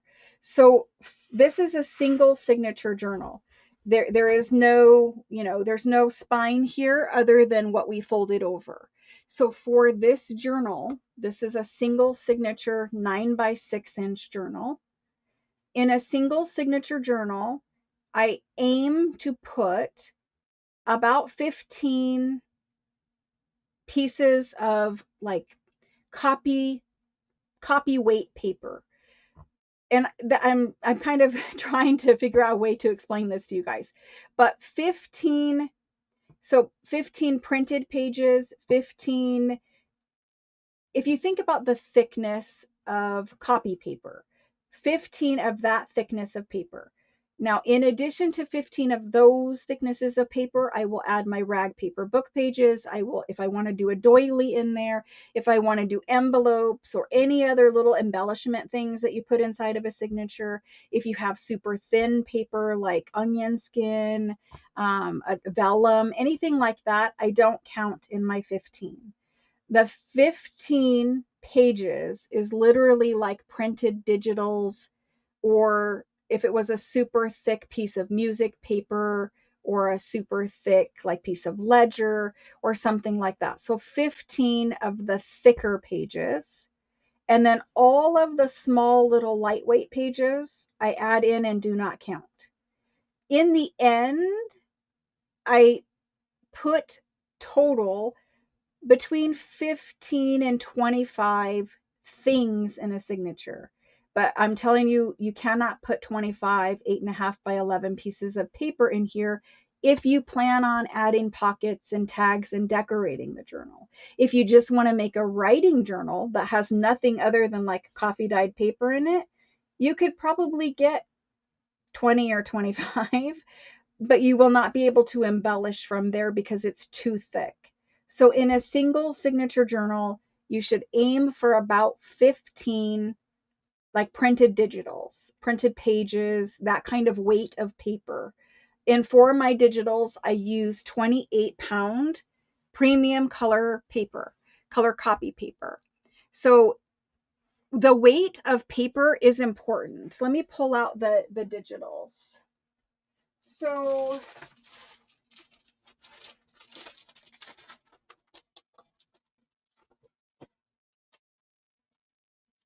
in our kit, in our journal kit, you have a variety of thicknesses of paper. So all of the small ephemera and lace and whatever, you can see I didn't use this kit. I always keep one, so if I have to make more, I know exactly what was in there. So all of this ephemera stuff, not talking about using that in a signature. I will use some of these rag paper pages in the signature.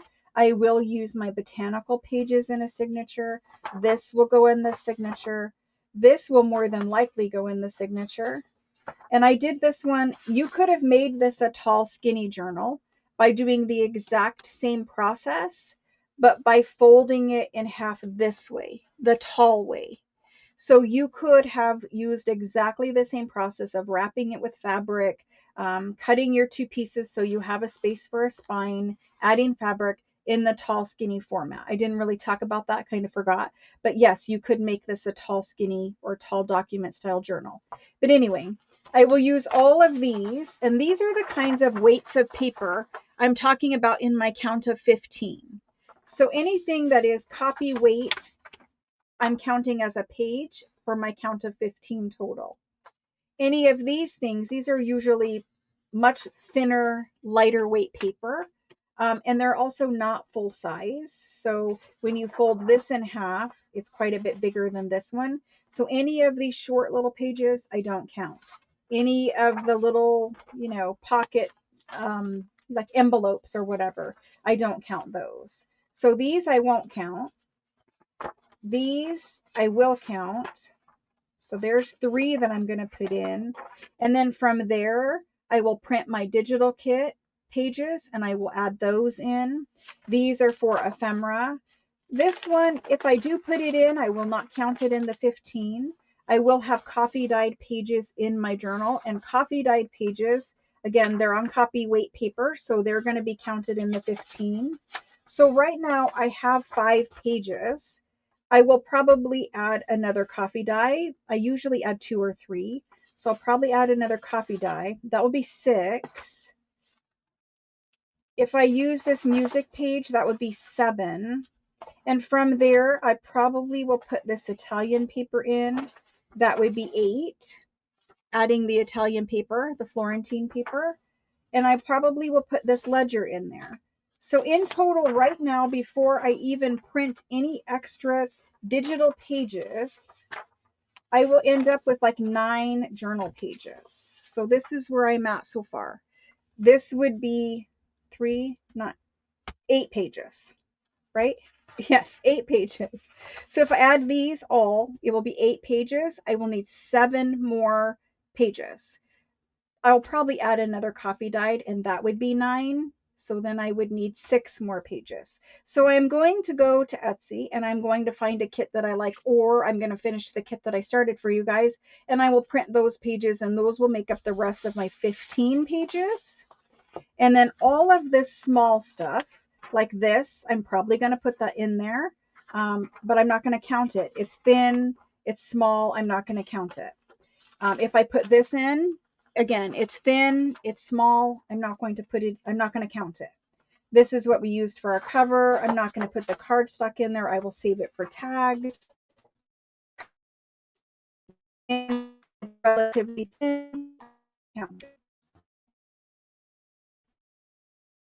So adding these kinds of things don't count in the 15. I will probably add an envelope and this glassine bag into my signature. So if I add these in my signature, folded in half, I will not count them either. So I don't count anything in the 15 other than your thicker, larger size pages, such as coffee dyed paper or digitals or, anything like this. Hopefully that makes sense, because a lot of people ask me questions about the signature pages. Gutermann is amazing thread. It is my favorite. And the reason why I like it, because honestly, you can't really feel the difference, but your sewing machine can absolutely feel the difference in thread quality. So if you love your sewing machine, and if you love having a sewing machine that works wonderful all the time and does not cause you a headache, my biggest suggestion for you is to buy good quality, more expensive thread. First of all, thread is not terribly expensive. You get, I don't know how many hundreds of yards for, maybe $6 or $7 at the most. But the Gutermann, however you want to say it, thread is really nice quality thread. And the reason why it's important is because lesser quality threads leave more lint inside of your sewing machine. So when you're sewing around your cover, every time it's going up and down and perforating your cover, that thread's working through all that machinery, the bobbin case down underneath your machine. And it leaves lint. It leaves lint that maybe you can't even see until it really gets built up in there. But the higher quality thread leaves less lint. And so it really is good for your machine to use a higher quality, more expensive thread. If you're using like the cheapy 99 cent or $1.99 or whatever cheap thread, yes, it will work. No, you will not see much of a difference for a while, but eventually your machine is going to get all gunked up with that lint. And first of all, no matter what you're doing, whatever thread you're using, if you're sewing on paper, you need to clean your machine often. Sewing through paper, paper is very fibrous. Every time that you perforate that paper, it's making lint. It's making fibers all gunking up your machine. So if you're sewing on paper, make sure you clean out your machine much more often than what it recommends, because those recommendations are for fabric, but paper is an entirely different animal, and it will definitely need to be cleaned more than you're sewing with fabric. So clean it often. Use higher quality thread if you can. Obviously, if you can't, then use just the best that you can use, and then clean your machine more often. The Florentine paper I sell here on my channel. Every Tuesday night I have a live sale, and the live sales are every single Tuesday. They always start at 6 p.m. and I sell the Florentine paper here. It comes in like 150 different patterns, something like that. I have over 100 different patterns of it. I devote a whole entire live sale for Florentine paper when I do it. And you get to pick out what pattern you want and how many sheets of it you want. And I sell the whole big uncut sheets. I also will have an Etsy in the near future cut packs where you get one pack with a whole lot of patterns in it, but those will be smaller cut pieces. But for the big pieces, they're 20 by 28 inches. That's the way all Florentine paper starts out. Most people will cut it down because shipping the large sheets is kind of a hassle. But in my live sale, I sell the whole sheet, and then you can cut it down to whatever size you want. The main thing that I like to use the whole sheets for is for constructing journal covers. You can get this right here is, I want to say this is a sixth of a sheet, but the sheets are 20 by 28 inches. They are very, very large. So you get a lot, meaning you can make several journal covers out of the sheet of paper. And the Florentine paper looks great on the outside cover and the inside cover of journals. I have made Florentine paper journal covers also on the channel. So anyway, if you want Florentine paper, it's here. We'll do it soon because everybody's been asking for it. So it's coming, definitely coming. Yes, changing your needles too. That's another good point, Alice. Absolutely. The machine that I use is it's a Brother CPX 100 or 1000. I got mine off of Amazon. I love that machine. It does a lot of decorative stitching. I don't sew clothes. I don't quilt. I sew on paper. And that machine was right about $200, $199 when I got it. I think it's like $229 now because I've had mine for a couple years. But that machine is a great sewing machine, and it does all those nice decorative stitches. Like I can do a stitch that makes little leaves to go around the edge of my covers for fall, or if I'm doing like a woodland journal or something like that, I can make the decorative stitches with the leaves. It has a million stitches. It has little bows that it will do. It can do hearts. It can do all kinds of different stitches. And that machine has not caused me, now knock on wood, it has not caused me any headaches in the several years that I have owned it. It has an automatic needle threader, which is amazing because I'm at the age where I would need readers to even see the eye of a needle anyway. But it has a very easy to use automatic needle threader. You literally put the thread over, push the button, it pushes it through the needle, and you're good to go. So that machine is my favorite. I will put a link in actually for it because I do love that machine so much. I have put a link in before for it, but let me put a link in for this exact machine, and then let's move on and start making some ephemera or finishing off some undecorated ephemera that we already have started. So this is the machine. It's a Brother CPX 1000. And so let me get the link for you guys. No, CPX 100. And it is on sale right now. It's $199. It's actually on sale. So here's the link. This is exactly what I paid, was $199, and I think I got mine 2 years ago. So here is the link, and it's a clickable link, so you guys can copy it. It's my Amazon Associates link. So if you are shopping for anything on Amazon, if you use the link, it does not cost you anything additional, but it does give me like a 1% little boost in my Amazon account, which is always appreciated because that's where I get all my supplies from. Well, not all, but a lot, right? Okay, so let's move on. Let's start decorating some ephemera. We have a lot of ephemera that we made master boards, that kind of stuff. Oh yeah, I ship from Arizona. And the Italian paper is not that costly to ship because I ship it rolled. I have special boxes.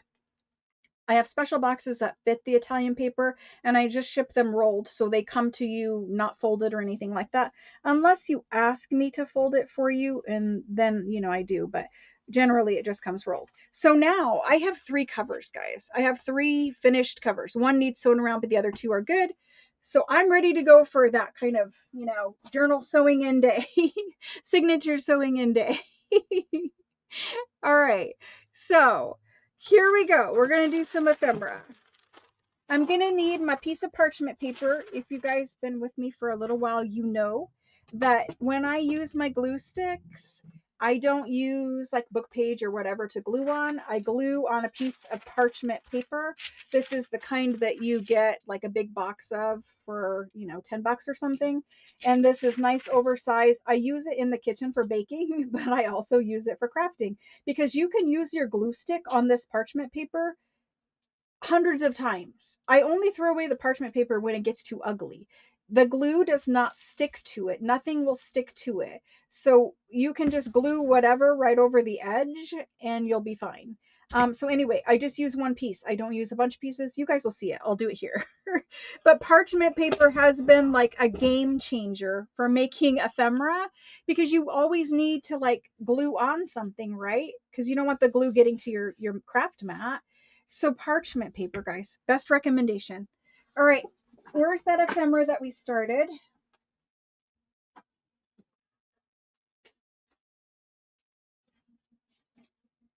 Here we go. Oops. We moved through that cover making process pretty easy. So I have a bunch of these rag paper strips that I did from a recent video on the 365 series, and I told you guys to hang on to them because it was 2 pieces of rag paper glued together. On these guys, I'm actually going to do some stamping on them in an upcoming video. So if you guys have any of these rag paper strips that are double thickness, so they're sturdy, hang on to those. We're going to use those in a couple days. And then from there, these are the journal cards we made in the 365 video the other day. They are not finished. I'm going to finish those with you guys. I think we should finish some of these stenciled book page tags that we did the other day. Let me pull out all of my stuff. So I didn't tell you guys this in the 365 video, but if you guys are bored and you don't want to go through the whole hassle of like, you know, backing it on copy dyed paper and gluing it all, if you don't want to actually want to make a tag, just sit down with a rag paper book or any book, it doesn't have to be rag paper, and use your stencils and stencil yourself a bunch of papers because these can then be cut up and put in a masterboard. They could be glued down and make a tag or a journal card, but just sit there and you can just keep the pages in a book and just I stencil on this one, turn the page, stencil on that one, turn the page. You know what I mean? And just stencil yourself a bunch of book pages so that you have them on hand to turn into things later. So you can see I just sat there and stenciled because we're working on this blue journal. I kept all of mine in the blue family, but I just made a bunch of book pages for other things. And then these were the ones we did. So we'll finish some of those. Let me grab some more things. We have masterboard pieces. I need to gather some decorating bits. All my mess. This one we made the other day from that stenciled, so this is what it starts out looking like, and this is what we made. This was in 15 minutes. So those short little videos in the morning, we made all of this stuff. So let me move these to the side so I can get out my decorating bits, and we'll keep going.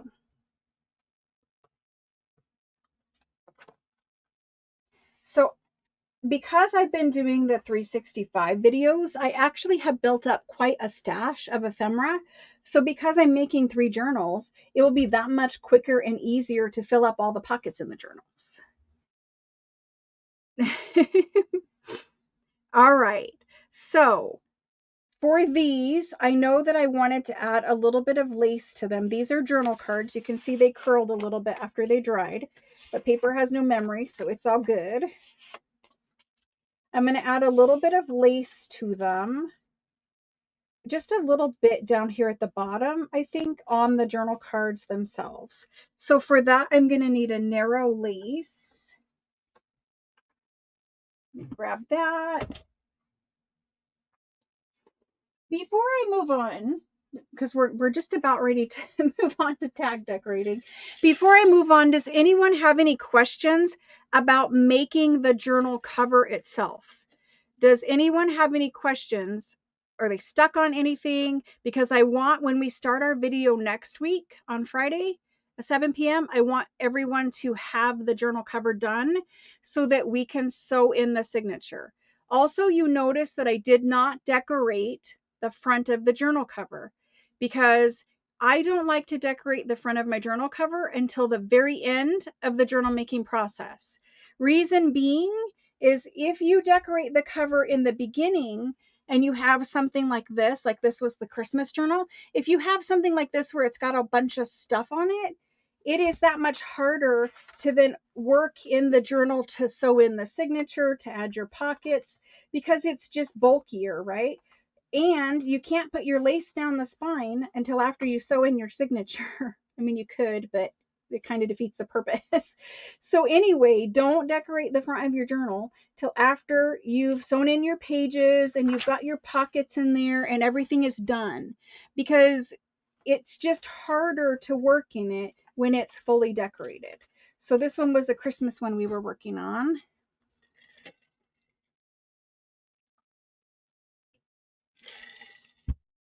Rebecca, you can't cut straight even with paper trimmer. Listen, that happens to everyone. The paper trimmers, the thing to keep in mind with a paper trimmer is it will cut a straight line, but if your paper isn't straight going into the paper trimmer, so that's what all of these little grid lines are for. So many of us, we just put something in and then we cut it because, you know, we're pushing it up here against this edge, and we think that, okay, well, it's straight, it's up there against the edge. When you put things in the trimmer to cut them, you want to slide them up to this lip right here, and you want to make sure that you look at all of these little grid lines, all of this, and make sure that your paper is lined up. So like I could be up here at the top, because old paper specifically isn't square. It isn't perfectly square anymore. So if you're using vintage paper, pushing it up here to the top is usually not going to work. But push it all the way up there to the top and then line it up. Like you might need a quarter of one of these cubes. You might need a half of one, but you want to look at the cubes all the way down the side to make sure that it's lined up straight there and it's lined up straight up here at the top. Sometimes you need to square off a piece of paper and then cut it because it might not be straight up here at the top, if that makes any sense. I know that most people know that, but a lot of people, they just get into the process of making it and they forget to look over here. And if that happens, totally fine. Just recut your paper, you know, or go with whatever size it ended up being. It's not that big of a deal. The watercolor cardstock I used for the cover, it's very, very thick, and I don't have the cover of that watercolor cardstock pad anymore, but I can link it for you and you can look. Maybe if I pull it up on Amazon, it will actually show me what kind of weight it is. Let me look quick. It's the B brand. because I don't have the cover for the pad anymore, but I bet we'll be able to find it. B watercolor cardstock. And then we're going to move on and decorate this. Maybe Amazon doesn't offer it. I get mine from Walmart. I love this watercolor cardstock. Let me look quick and see if Walmart has the information. I just get it delivered right along with like a case of water or Gatorade or whatever, you know. And I like the B brand one. I think it's really nice. B brand, B watercolor paper. Okay, so this is what it says. Does it give a weight? Maybe if I look at the picture of the actual watercolor pad, it doesn't tell me in the listing of what the weight is, but on the cover of the watercolor pad, it says it's 140 pound.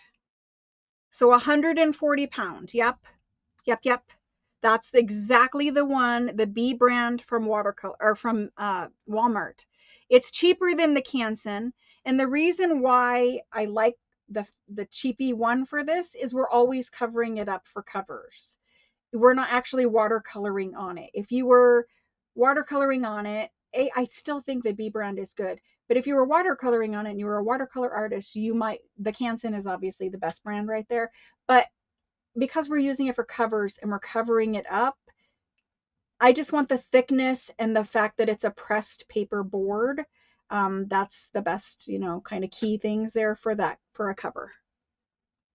A walking foot. Yep. It's great. It's great. Okay.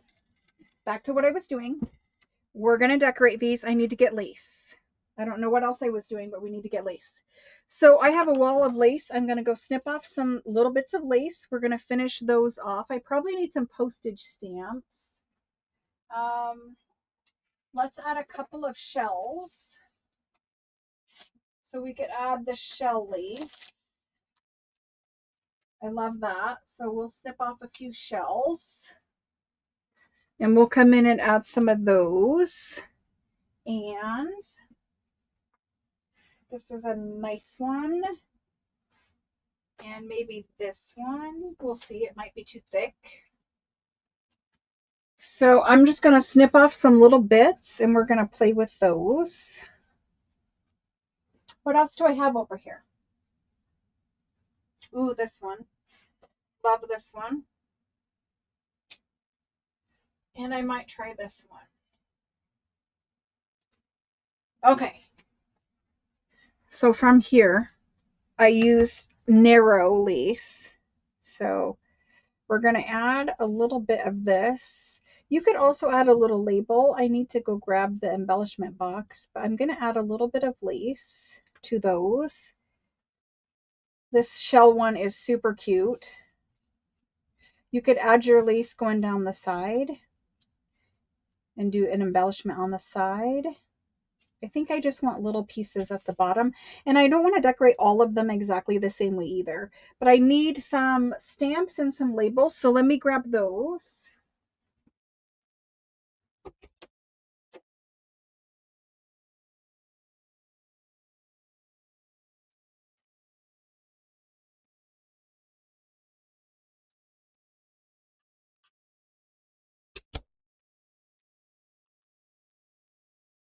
So I'm still working out of this little box that we made. We did clusters. The last couple of Friday Craft With Me's, we talked about clusters. They were cluster making classes. Last Friday's was fabric clusters, I think, unless I'm thinking 2 weeks ago. And then we also did paper clusters. And we built these little boxes that housed all of our little bits that we can put in clusters. But I also like having this because it's all your little decorative bits for finishing off projects. So in this one, I have all of these little Tim Holtz labels. And yes, I could use any other kind of labels, but they're here. So this is a little pink one, and this little girl right here. So these images, they're digital files in my Etsy. There's also Blue Document Digital in my Etsy. And there's also French Fashion and ledger and all kinds of other ones. But this little girl, she's selling roses. And so I could use pink there. I don't know that I want to, but I could use pink there. These little labels are cute. Now I know there are probably, digitals or something somewhere that has these little labels, but they're cute and they have a bunch of different styles inside of them. These are Tim Holtz. I don't know exactly what he calls these, but they're just little number label things. So they have different fonts on them.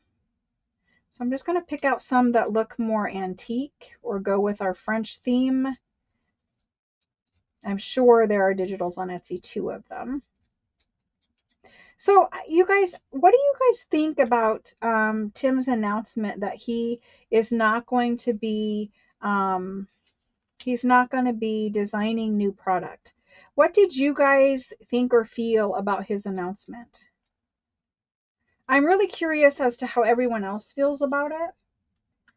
I have my own thoughts and feelings, but I just wondered, how did you guys take that?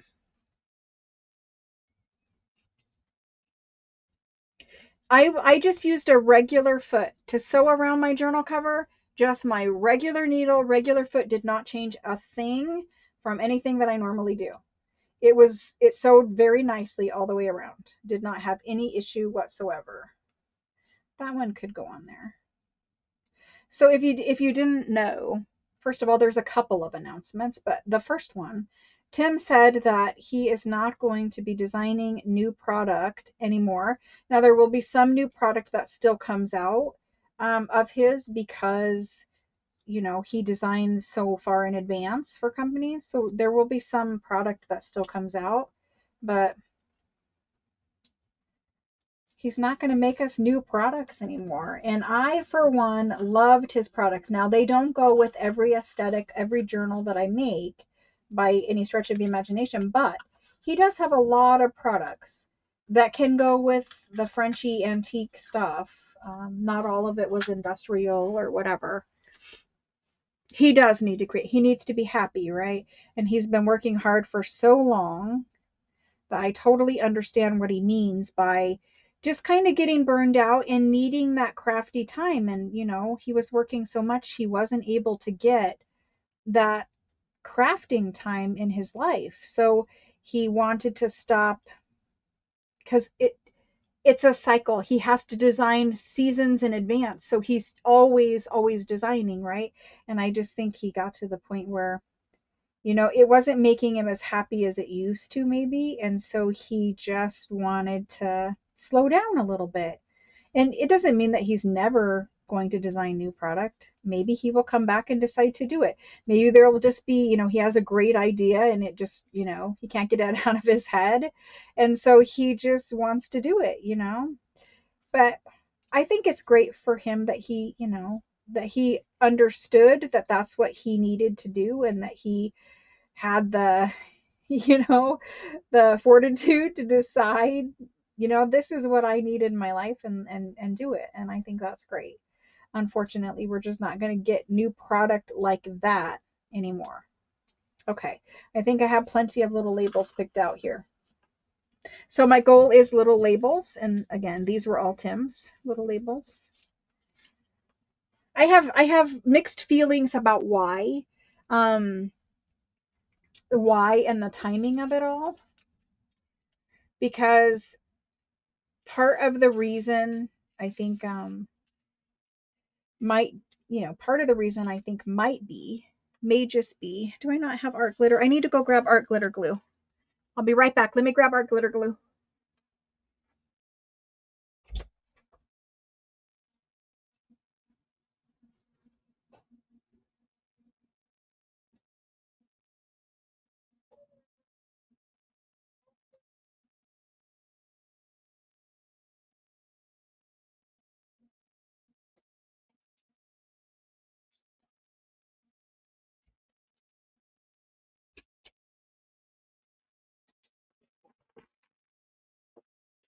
So part of the reason I think he may have made that decision is the amount of knockoffs and stuff that are happening out there. Because just in the last year, and I'm sure it had been going on longer than that, but just in the last year, I have seen so many knockoffs of his products, and they're all made in China, and he doesn't authorize them. They're not his products, but they steal his designs and they make knockoffs and they sell them. And all the creators that this happens to, Sam Poole had it happen, like Heather from Ruby and Pearl had it.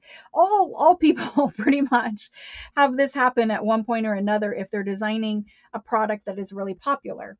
And so the knockoffs, I think, it's really a tough thing. It really hurts the designer. It hurts the business. It hurts the money that it's attached to all that kind of stuff. And so I did see quite a bit of knockoffs in the last year. I don't remember seeing them prior to the last year, but I'm sure that they were happening. But I just saw so many. And like, it would be really hard to be a creator and working so hard to create all those new products and all those new designs, and just wake up one day and see that someone has stolen them and then is making knockoff product using your name even, like, I think that all of that kind of stuff would really wear on a person. And I know, the companies that actually make his products, I'm sure it affected them, but also, just mentally, like having all of this stuff constantly go on, I think that would be really tough. And so I wonder how much, other factors had played into that. I think I just want like maybe 4 little pieces of this triangle here. Do I want a bigger one? I have quite a bit of space here. So I wonder about that stuff, and I hope that he didn't get like kind of discouraged or, you know, down about it. This one actually looks really good there too.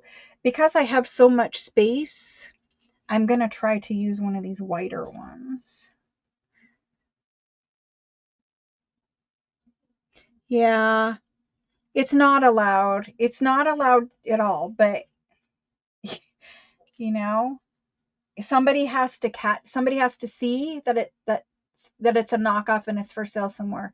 The whole process of reporting the knockoffs is really important. So if you guys are out there and you see somebody else's designs that have been stolen and it's a knockoff, report it, because those reporting of those things is important, so that if all systems, if they get enough reports, that's when an actual human being looks into it.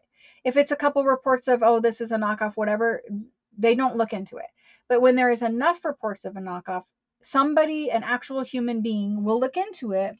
And then at that point, they can, decide, well, this is a knockoff. They don't have, the copyright to this product, so we're going to remove it from our store. And unfortunately, the issue is with those sites that sell the Chinese stuff, they're not very good about making sure that stuff is legit or not stolen designs and that kind of stuff. And we could go back and forth about why that is, but I don't want to get all into that. I just want to say that, when they steal someone's designs, it's got to hurt the person's feelings, and it's got to be like stressful, and it's just like, who wants to fight through all of that constantly? Like, so I guess my point of bringing that part up is, we all like a deal and we all like to save money, but when it comes at a cost, when it's theft and that kind of thing, A, it's never okay,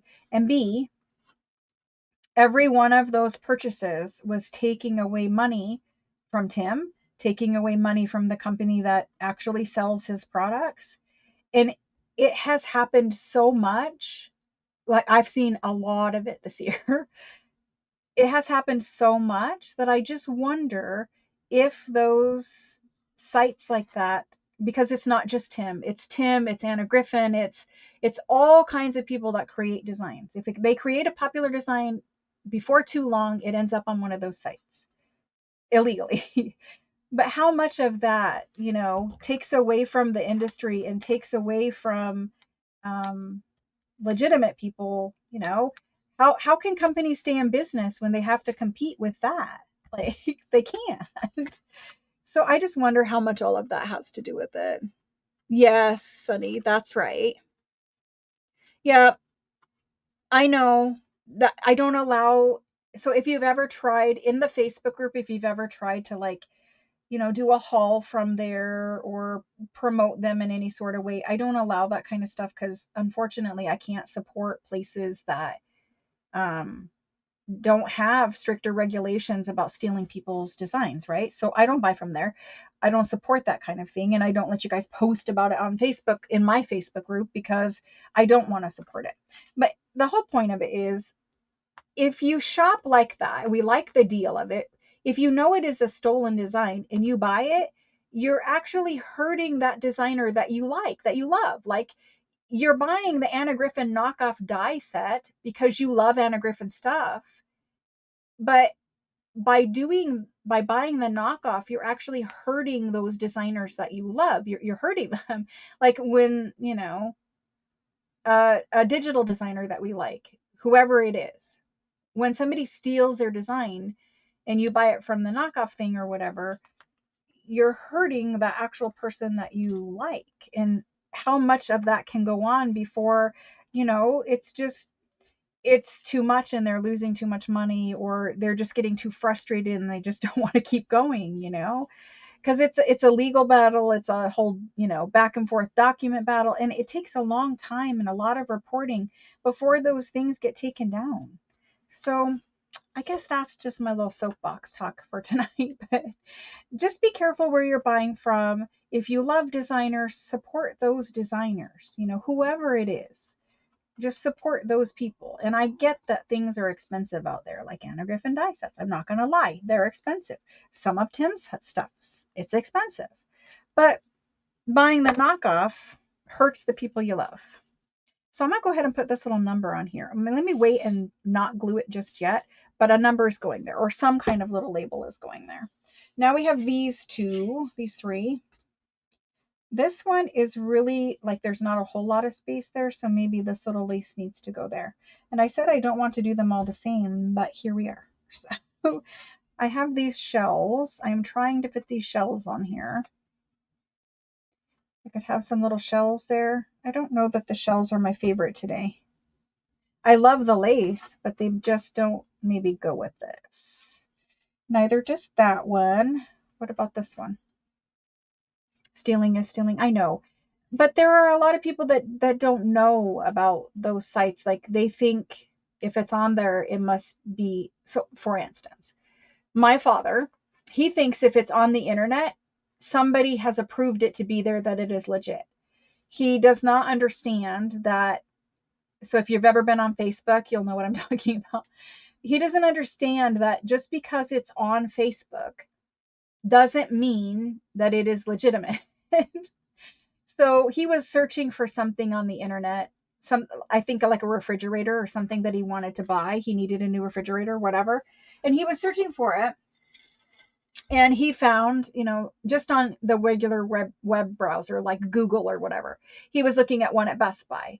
And then when he logged into Facebook to look at whatever his friends post or whatever, Facebook started sending him advertisements, or showing up, in his feed, advertisements for refrigerators. And one of them said that it was from Best Buy, and it was the same refrigerator he had looked at on Google, like at bestbuy.com through Google, and the refrigerator was like $2,400. Well, the Facebook ad said it was from Best Buy, and it showed the same refrigerator that was $2,400 for $699. And my dad was like clicking on it and like getting ready to pay and all this kind of stuff. And he's like, well, when you click on it, it takes you to a site that's not Best Buy, but in the ad, it says it's Best Buy. So it must be like Best Buy's clearance or Best Buy something. He's like, because it's on sale so much cheaper. And I'm like, no, Dad, it's not really Best Buy. It's a scam. And he's like, well, no, Facebook lets it be there. They would shut it down if it was a scam. I'm like, no, Dad, it's a scam. So he just thinks it's there. If it's there, it's legitimate. And I think a lot of people think if it's there, it's legitimate. Anyway, Moving on. I'm so sorry. I may have had too much coffee today. All right. These little lace bits can go there. I have this little snippet that I cut off of the other one that we could put maybe with this little boy. I love this little boy. So cute. All of the French postcard, like I didn't glue that on very straight, but I'll fix it somehow. All of the little French postcards, these are original photographs of children. Like this little girl in 1915 or whatever went and they dress them up. They have all these props in the photography studio and the backgrounds, and they put them in there. She actually has birds with her. But yeah, they take these pictures. These are real photographs of real children, like even this one. It's a real child photograph. So the parents would take them to the photography studio and they would have these little postcards made. And they're so cute. I love them. And they're great to scan and use. So let's put that one on that one. You might put that one there, but I have this big space here, so I'm not sure what I'm going to do with this one yet. Maybe we could just put it down the side in a different label. I want it to go in and out of a pocket nice though. I think he's going to get this one. Let's do 3 of these across there. And I said I wasn't decorating them all the same, but as it turns out, I am. It's okay. We have a lot of other ephemera. So this one, when I put it on, because I have this lighter colored music down here, it really does just blend it in too much. I could put it at the top and do something, across the top. I could do a lace tab, not with either of these, but I could do a lace tab. I could add a little shell up there at the top. Sometimes I like to add them like this, and they just stick out and they're just little tabs. I really like these shells with her though. I guess she can have a couple little shells on her. So we'll embellish these journal cards, these French postcard journal cards, with some lace and some labels. So we've got our lace picked out. Let me finish gluing that on. No, these are Tim Holtz numbers. I wish I had time to sit down and do that. I would love to, but I have all the things that have the numbers on them. I just don't have the time to sit there and do it. So where am I going to put this? Put it up there. So I just added a little bit of lace and instantly, it's a different look. I got glue everywhere. Clean that off.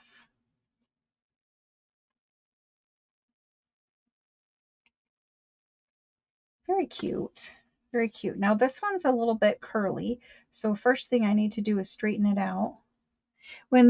So these are vintage and they've been wrapped on those original spools for forever. They're kind of curly sometimes.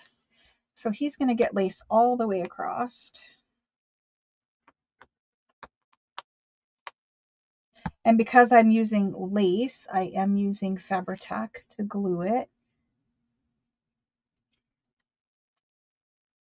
Very cute. This one looks like flag bunting to me. The lace. So I didn't get to see what are your guys' plans for this weekend? What you guys got going on? Anybody working on a journal this weekend? Working on finishing some journals this weekend? Doing anything exciting? I'm going to snip a little bit off this side.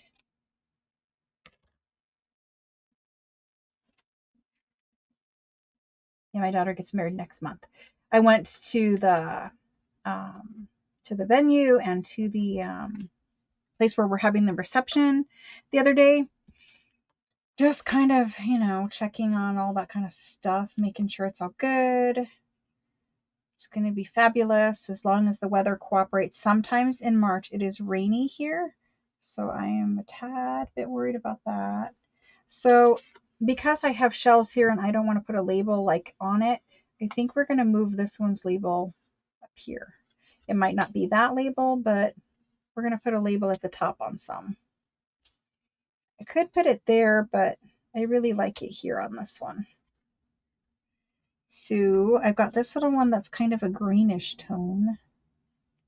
Maybe it needs to go with this one.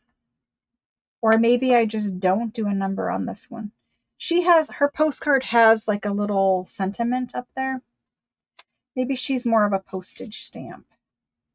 I think he gets a number down here though. There's that number. My fingers have glue on them now. Or this number. Thank you guys so much for hanging out with me tonight. Honestly, I have had so much fun with you guys. I cannot wait to get these journals just a little bit further along so that we can, like, see them more. This stage kills me because I want to get the signature sewn in, because once the signature is sewn in, I feel like, oh, okay, I wish I would have put the lace going this way on this one. And guess what? I shall. I need it to come from the other side. So with Fabri-Tac, you can often just rub off the glue and it kind of just balls up and you can pull it off with your finger. And then if you need to, you could use a glue eraser on that side, but I need it to come from this side. I don't know why I didn't think about that before. But with the Fabri-Tac, problem solved. Much better. So now I can put a label up there. Was I going to put this one there? I don't think so. I'm just going to put this one there. So there's that one. And then this glue just needs to dry a little bit more. See, it just kind of balls up and comes off. It's another good thing about this glue. And then they sell, and these they do sell at the dollar store, and they're actually decent. At least they did a year ago when I got it. But they had glue erasers at the dollar store, which is really like $1.25 now, but you get the idea. So some stuff is fine there. There's that. We'll put that on. We'll put that on. We have those two. That one looks pretty good there. I just have this last one. And I guess all of these will just be the same. I don't think I can do a label on that one. So my Facebook group is linked up there at the top of the chat box, at the very top of the chat box. If you guys are interested in joining the Facebook group, I am going to post a free digital in the Facebook group very soon that goes with these journals. The first one I'm going to do is all the fussy cuts. I meant to print one to show you guys, but there is a page full of blue fussy cuts. It's butterflies and birds and all of that kind of thing. So if you guys want that free digital, it'll be posted in the Facebook group in the very near future, in the next few days. And after that, I don't think I can put one on her. I think she's fine. After that, I will hopefully finish a blue journal kit for us to use. And because we're just using Fabri-Tac, I'm just going to keep using it and not even bother with art glitter glue. So I'll just glue these on with that. The ink around them.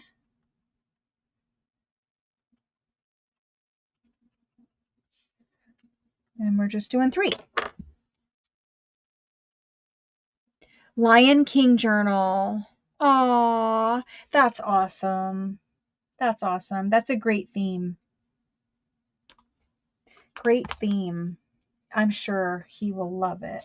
Oops. Oops.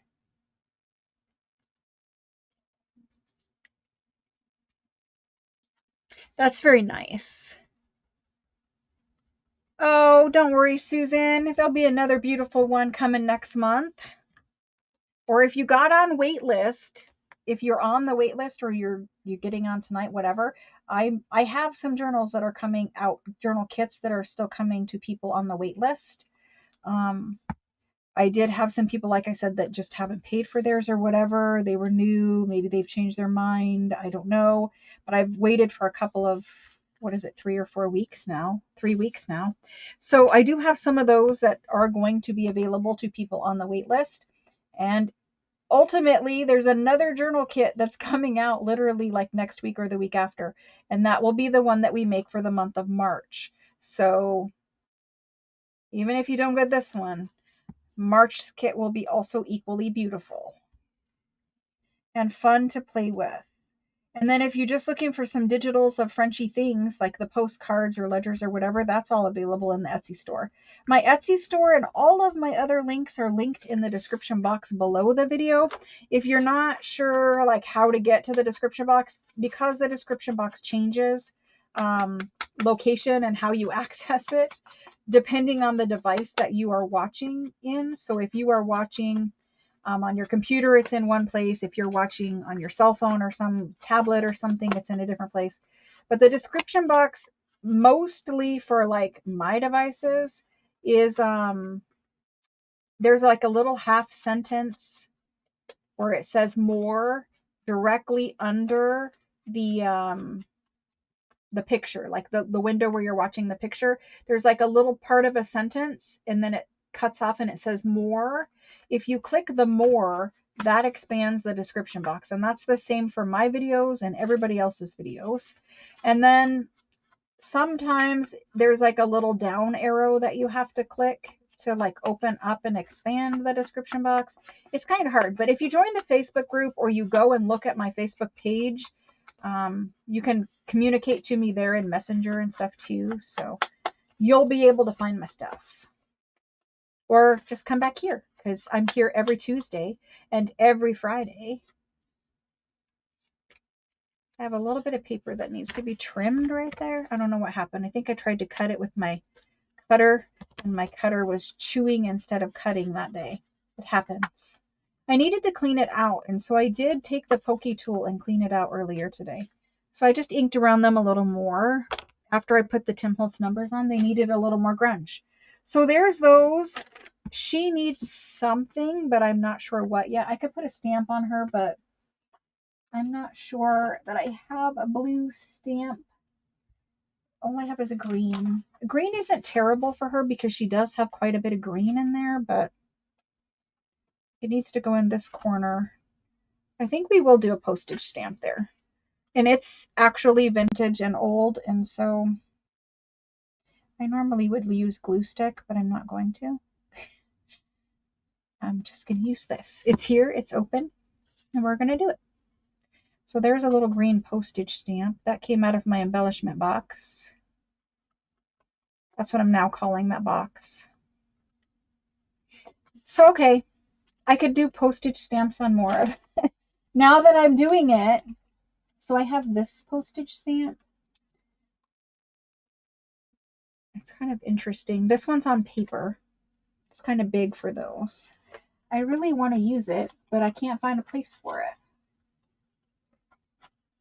And so all of the antique Frenchy things I always have in my live sales. We've been doing antique Frenchy things for forever now because I get large shipments of them from France. I have friends that live in France and they shop all of the flea markets, the Paris flea markets, all the flea markets for me. There's this guy with this mustache. I'm going to have to save him for the Mustache Man journal. But they shop at the flea markets for me and they ship me all over the stuff like in bulk. And then from there, I do live sales and share it with all of you guys at the live sale. And that way you guys are paying postage from the US instead of postage from France, which is significantly cheaper. This is actually kind of a cool little purple one. Now that we're looking at postage stamps. That might actually, I like the postage stamps with them. What do you guys think? Do you guys like postage stamps with them? I think they needed a little something up there. I was planning on like maybe doing a tab, but I really am liking these. I think this one's a little too grungy and it would have to be like all on the same side. So he's the only one I don't think I'm going to do postage stamp for.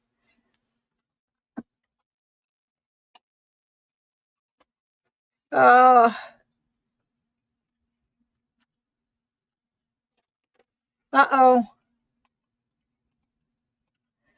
And all a pokey tool, whatever. It's the same thing basically, right? I keep trying to...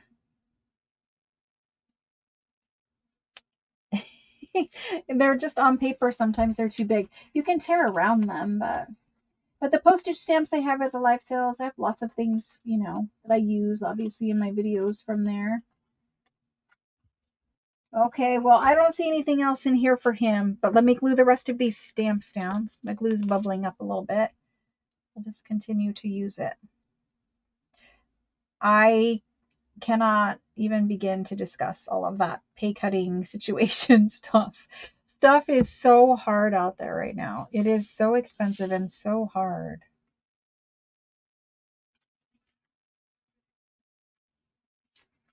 I really like that purple one with her. It's got a little kind of bit of paper hanging out right here, but I like it. Very cute. And I actually am going to put this green one on here, but not upside down like that. It has a man's head on it. And so I want to make sure he's right side up. I had to go to the dentist, and it was just for cleaning, but I had to go to the dentist. And you know, a cleaning was supposed to be like a certain discount, and it ended up being 900 and something dollars, and I was very unhappy about that. And I did not understand why that needed to happen. But I have Sjogren's, and so because I have Sjogren's, I have to get cleanings like every 3 months. And so they were like, oh, well, you know, you have to have this laser treatment on your gums and you have to have this done. And they did need to put antibiotic in an area because my gums were inflamed there. And it's mostly because I have Sjogren's. But anyway, for $900 for cleaning, and I'm like, but I came in here because it was supposed to be X amount. And it is what it is. There's nothing you can do about it, right? You got to get the stuff done. So that was kind of a little bit of a shock to me this week. And I was like, oh, okay then. I'm still trying to find a stamp for him. But I'm not going to be happy with one. So we're going to leave him for now until something else pops in my head that we could put there. Like, I don't know what else we could put there, but a little flower, a little butterfly maybe. I'm trying to see what all I got in this little box. Those are too big.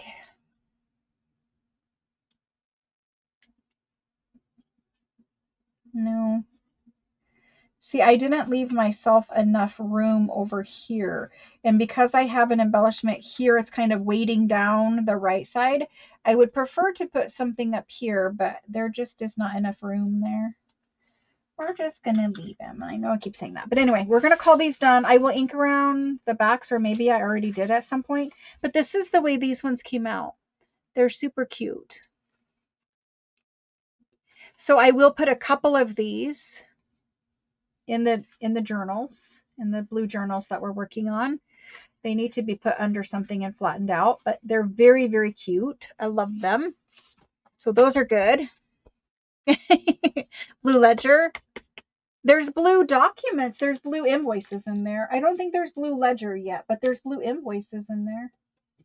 And it's the blue letters and the blue invoices. I know somebody asked me from the 365 videos today to put blue ledger in, but I have not done so yet. I can. I just need to go scan it and put it in there.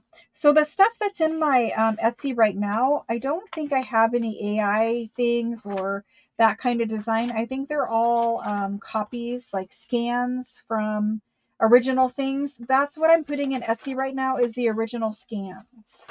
So those are in there. I'm going to put these fussy cuts, these blue fussy cuts that you see here. These are the ones that I'm going to put in as the free download in the Facebook group. So you'll be able to download and get a sheet of all of these blue fussy cuts. So that's good. That's what those are going to. But I'm not putting any other kind of things in Etsy at the moment. We need to do something with these pictures that have been floating around here. I'm trying to find us some other unfinished thing. I thought I had the masterboard things in here. Well, I need to go find some master boards so we can finish some master boards. Or do you guys want to do the stenciled tags? Stenciled tags are right here. They're easier to get to, I guess. This was the stenciled tag, and these fussy cuts are coming. I don't know about the labels, but the butterfly is. Let's do another couple of those, because I need 3 for 3 journals. So let's do a couple of those. We need to find fussy cuts or pictures or something to put on them. And I will do them basically as similar as I can. Again, they're not going in the same journal. They're going in different journals. Hopefully I have another print of, I need to put these in there for you guys. The actual CDV cards need to go in there for you guys into Etsy so that you guys can have those. Well, I don't see more of those, so that could be interesting. I need to print these out again, and then I will cut them and put them here. For now, let's find something else to play with. Yep, Brother Scan and Cut. I love mine. Love. Yep, Wendy. Yep. I'm going to be posting the free, I keep losing the wipe that I had for my glue. I'm going to be posting the fussy cuts in there. And if I finish some pages of the actual kit, I will do something with them. I'm not sure what yet. The problem is, and this has happened to me the last couple of months that I've made kits, because I'm making a kit to go into a journal, and I like my journals very vintage looking and antique looking, I can make the digital kit, but I need to spend more time antiquing all of the elements on the pages themselves, because right now the pages they're not the right look, right? I want a super antique vintage look. So I'm kind of struggling with creating those digitals at the moment because I want them to look a certain way. And that has got me the last 2 journal kits that I've tried to make a kit specifically for those journals.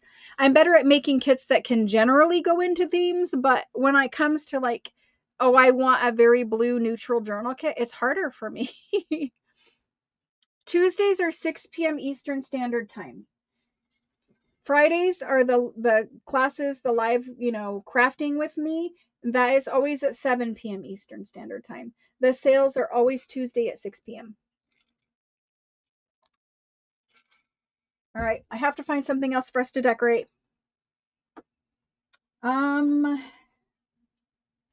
We have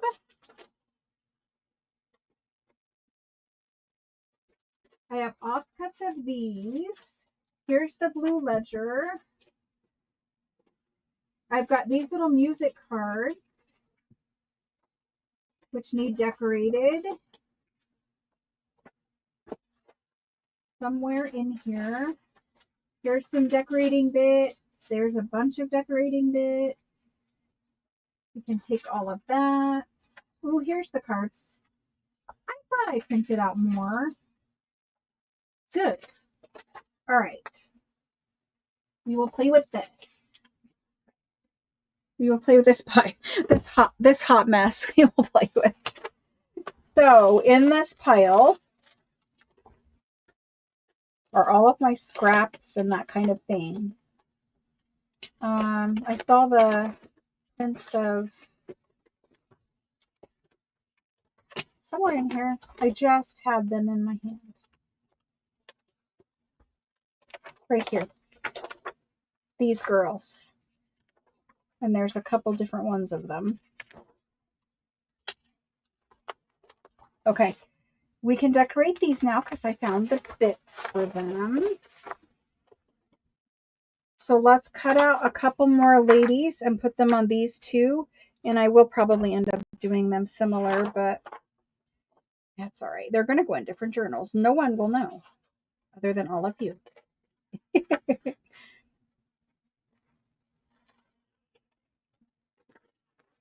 So these are just raw scanned images, meaning I didn't do any editing. I just literally put them on the scanner and scanned them and then printed them out. I don't know if I want the cabinet card portion, the border. Doesn't really have it everywhere, but we'll see. And then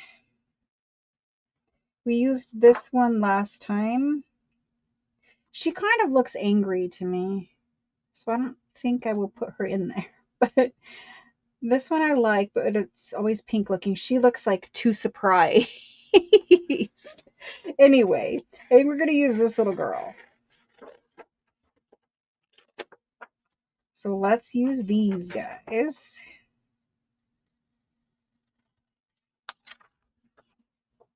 Hot mess piles. I have a hot mess bin.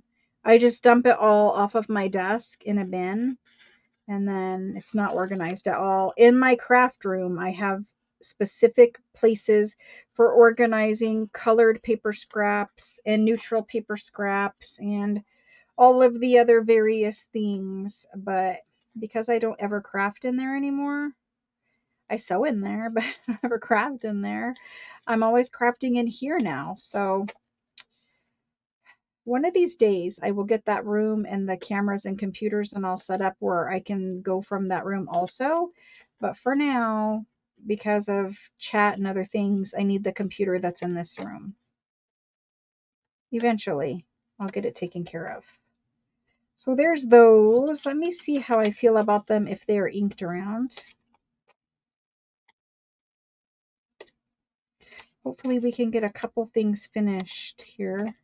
I mean, we finished off the journal cards that I was already supposed to have done, so that's good. And I better put a lid on this glue.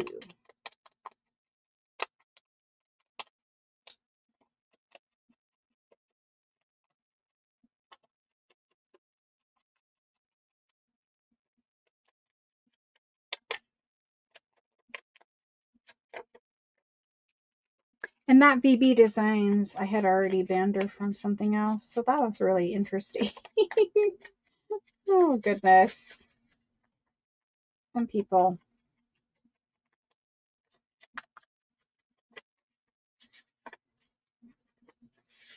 All right, there's those two.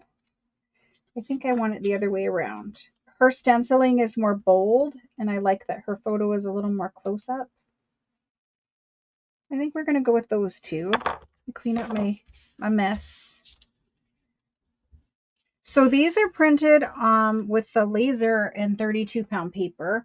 I usually print on 28-pound paper. It's my favorite, and it has been linked in some description boxes before, but it is in my Amazon favorites list if you look at that.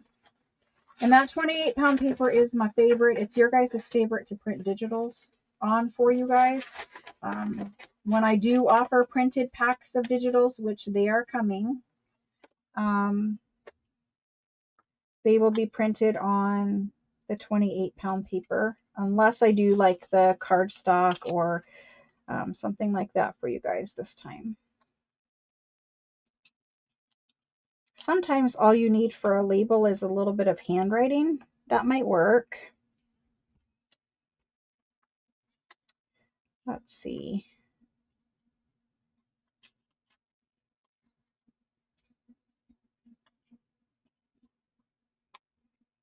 A label can literally be anything. So sometimes your eye says, oh, you need a label there. Well, if you don't have labels just at hand ready to go, a label can just be a shape of a label in a different piece of paper. And so I have text in the background, but I can use handwriting because I don't already have handwriting there. I just like I can't put a book page here and call it a label because it would blend in too much with the text on it. So always mix up your text, like your printed book page. This is called text. Mix that up with handwriting, mix that up with ledger, mix that up with music, but don't combine music with music unless you're going for a very specific kind of a look. Try to mix up different things. That way your eye isn't, it can see that, okay, this is a label. You know what I mean? Because it's different. If it was the same, it wouldn't show up as a label. Okay, so I thought we had another blue butterfly somewhere. I showed it to you guys a little bit ago. Let me find the little blue butterfly because that will help me with that one.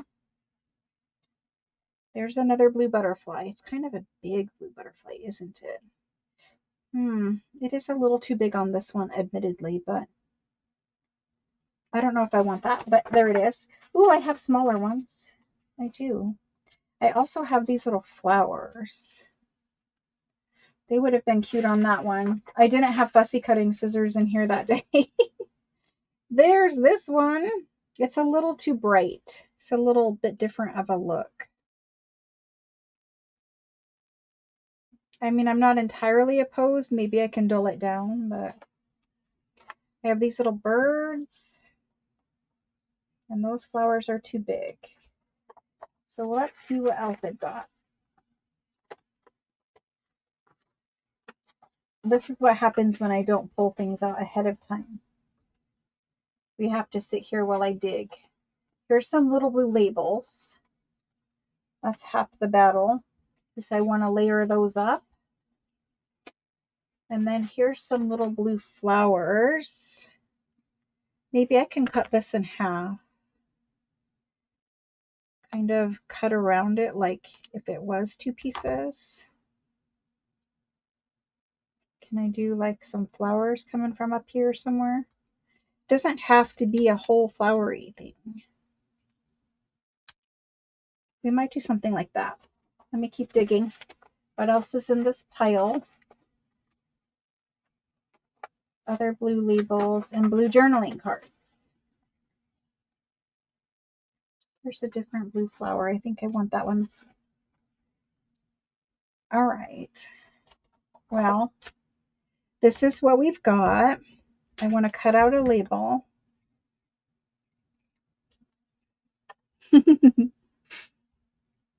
Oh my gosh. It's kind of a curse sometimes. You guys realize that, right?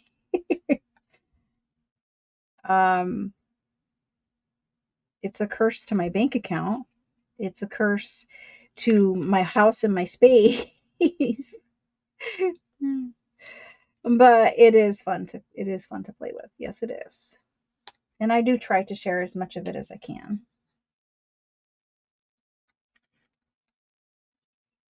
And I know a lot of you guys have a lot now too.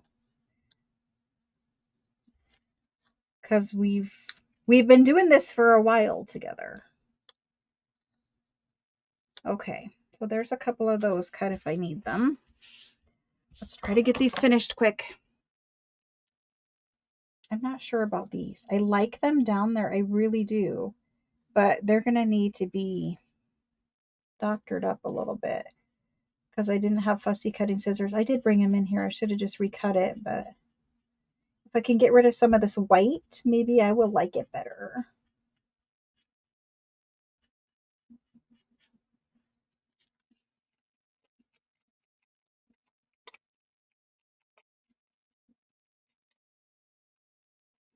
Maybe they can go like down there. Not liking that situation. And then this one can go, I'll have to tear that side, but I think we can have her kind of like looking at the flowers. I don't know, something like this. So the formula for me was flowers, some sort of label looking thing. It still could end up being these, but they also need a little ink.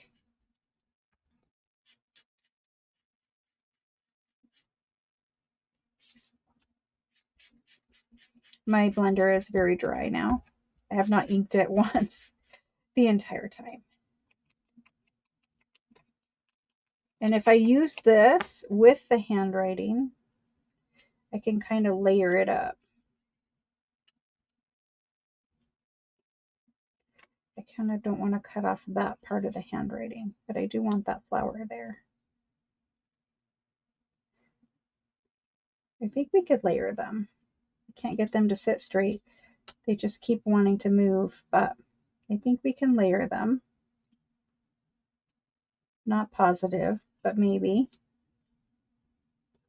And then she will need something up here. This butterfly does not go. And the only other butterfly I have is this one. It's a moth, or this guy. and he's more purple. He could probably go with her, actually. She has a little bit more purple flower. I will want the fussy cutting scissors, so it's just easier. I mean, the little antenna, they get me. So we're going to finish this quick.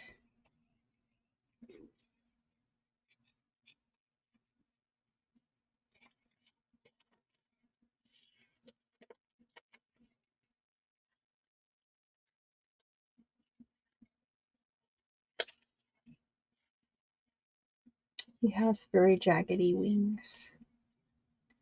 I mean, in the digital. Okay. And there's this little antenna. And then in from this side and out. And there's this one. So I'm going to be invoicing for live sales, and packing and shipping. So if you're waiting on an invoice this weekend on into next week, and you'll get a shipping notice. He's still big, but he's not as big as this one. Not as big as that guy. So you'll get invoiced and shipped over the weekend on into next week.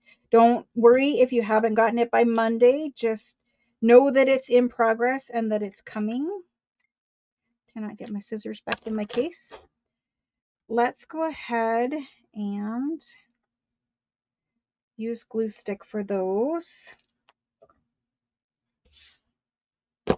And then awesome, Sunny. Thanks so much for joining. I appreciate that. Thanks all of you guys for joining and hanging out with me and crafting along if you were doing it. Or maybe, you know, some people are going to rewatch later and they'll, you know, create a journal cover. And some people, you know, they don't have exactly the kit, but they're just going to use what they've got. It's all good. And then you guys, when you make your journals, whether it's from this kit or not, when you make your journals and stuff, post pictures in the Facebook group. The Facebook group is for you guys to show off what you're making. And, you know, it feels good to post and, you know, have people say how much they like your work. Or it's not like, you know, you're looking for it, but I'm just saying, like, as artists and creative people, sometimes we are our worst critics. And sometimes that little pick me up of somebody liking what you posted, you know, makes you feel good, right? And also, your post inspires other people to make, you know, something. Maybe they get some kind of idea or some kind of tip or whatever the case may be from your post. But if you guys don't post, then, you know, they don't get inspired to make it too. So if you guys make something and feel inclined to post it in the Facebook group, that would be awesome. And then for people who have YouTube channels and stuff, when you guys do your, like, you know, I'm doing the 365 video, when you guys do your videos, just post what you made into the Facebook group. I don't know which side I want that on yet. Just post what you made into the Facebook group, and then you can link your YouTube in there when you post it. I think we're gonna go like this. So post a picture of what you made and your YouTube link. When you post your YouTube thumbnail, it's not a picture of what you made.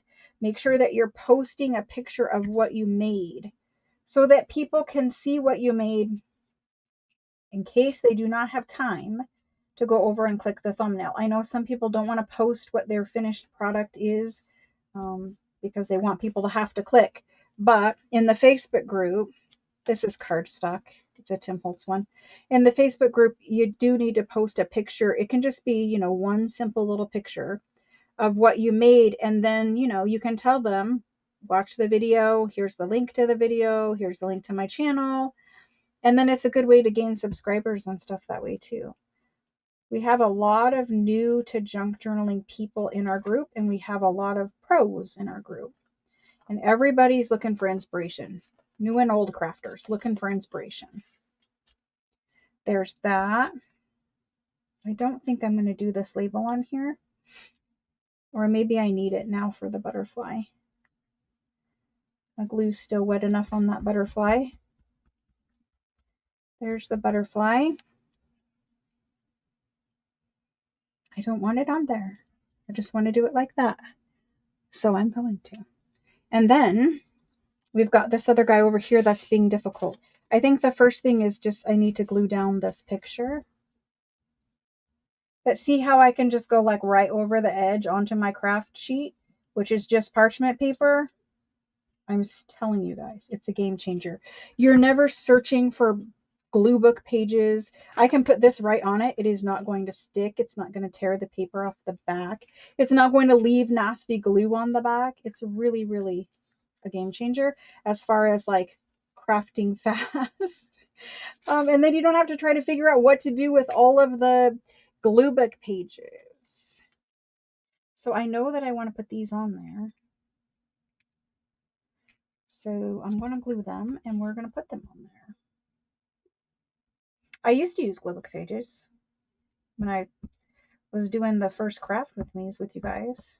Actually up till just recently. And then I started using the parchment paper and I loved it. I scooch them over and down. They're just covering her a little bit too much. So there's that. And then I'll trim off the excess that's hanging over this edge right here. And then maybe we just need something like up here because I really should have stuck this under there. I kind of wish I did.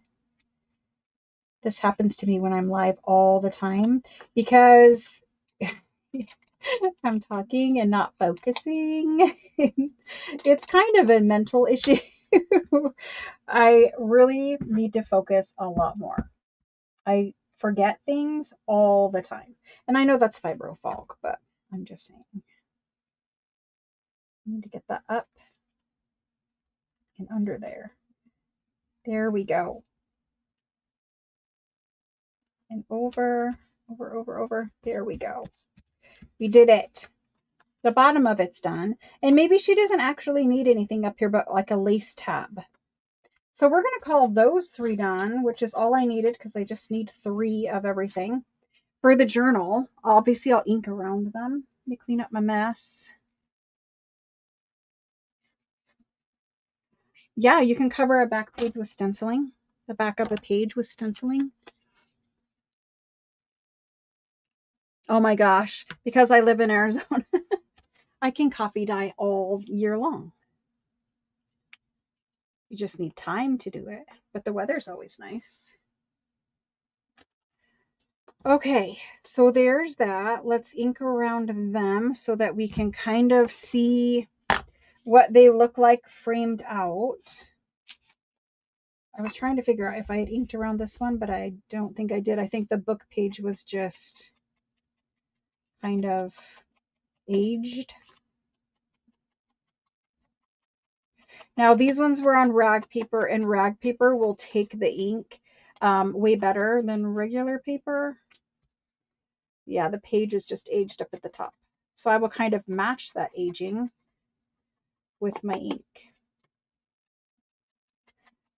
So to make these tags, all it was 2 pieces of rag paper glued together that I made the tag base with. So they're kind of thin, but they're very, very sturdy because they're just rag paper book page with coffee dyed paper on the back. I need to ink around the back of them. But I did that in a 365 video. So if you didn't see that one, it's there on the channel. I think it was yesterday's video. I'm not sure because I filmed it in advance, but I need to film a couple videos when I'm done here tonight for the weekend. I do not have tomorrow's video done, but I will call it day 39 because it is actually day 39, and I will fix the title for this one for day 38. That's happened to me twice now. Once I caught it and I fixed it, but it was still like an hour. It was up for like an hour before I figured it out. And yeah, that just keeps happening to me. Again, I think it's fibrofalk. I don't know. It also depends on if I'm filming at 3 a.m. for a 4 a.m. upload, or if I've got my stuff together and I filmed it at time. Oh my gosh. But I do like the rag paper book page backed with just a regular sheet of coffee dyed paper. And I do sell coffee dyed paper in my Etsy store too. If you just want a pack of coffee dyed paper, the exact coffee dyed paper I use all the time, that's listed in Etsy. It's listed as grungy coffee dyed paper. It's just coffee dyed paper. And so there's packs of it there if you don't want to. I don't always feel like coffee dyeing my own paper either. I've bought it from other people sometimes because it does take quite a bit of time. It's messy. If you're not going to do it outside, you have to have a place for all the coffee dyed paper to lay out to dry. So there's just times where, it's just easier. All right. So we did these, and where's our journal cards? Oh my gosh. Don't tell me I buried my journal cards. Let me grab them. I don't actually know where I put them. Well, we did some journal cards, some beautiful journal cards. Oh my gosh, they're right here. We did some beautiful journal cards. We did some tags. We made a journal cover, except for I made 3. And then, do you guys know all of the little offcuts of your stuff? Save that for tag toppers, because I could very easily take a little bit of this because I cut it down, and it could be like my tag topper at the top of my tag. And I could go in the other room right now and sew it on there.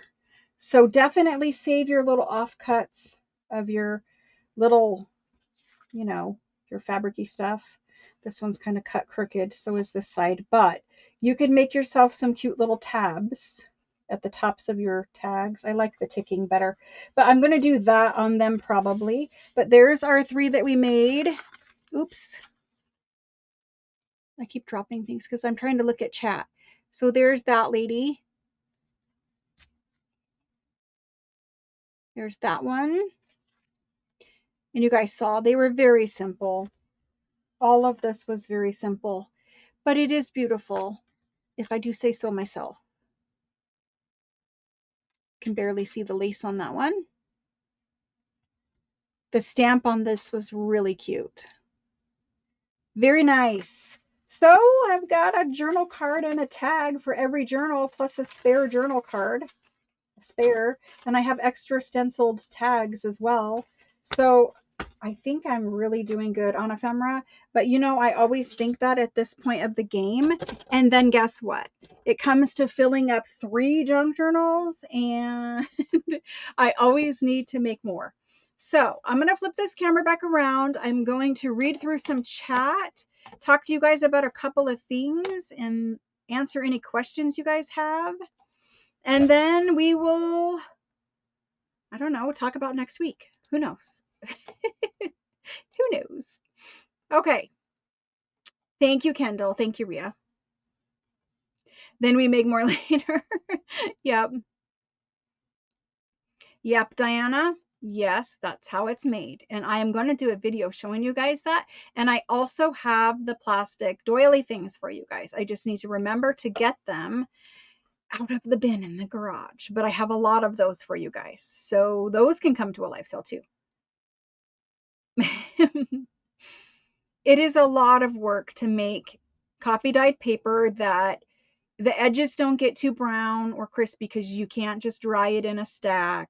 It is a lot of work, but I've been doing it for so long now that I've just got the process down, and I've got this place set up to do it so I can make it all dry nicely and all that kind of stuff. But anyway, that's there. You love the cards. Thank you, Ria. Okay. So does anybody have any questions? For Debbie, for coffee dyeing formula, it's literally just the same coffee you would drink. When you coffee dye or tea dye, just make the coffee dye and tea dye exactly as you would drink it. And then all for coffee, all I do is dip the papers in and pull the papers out. Now there's one extra little step that I do keep to a secret for myself. But other than that, literally it's just dipping and drying for straight coffee dye or straight tea dye.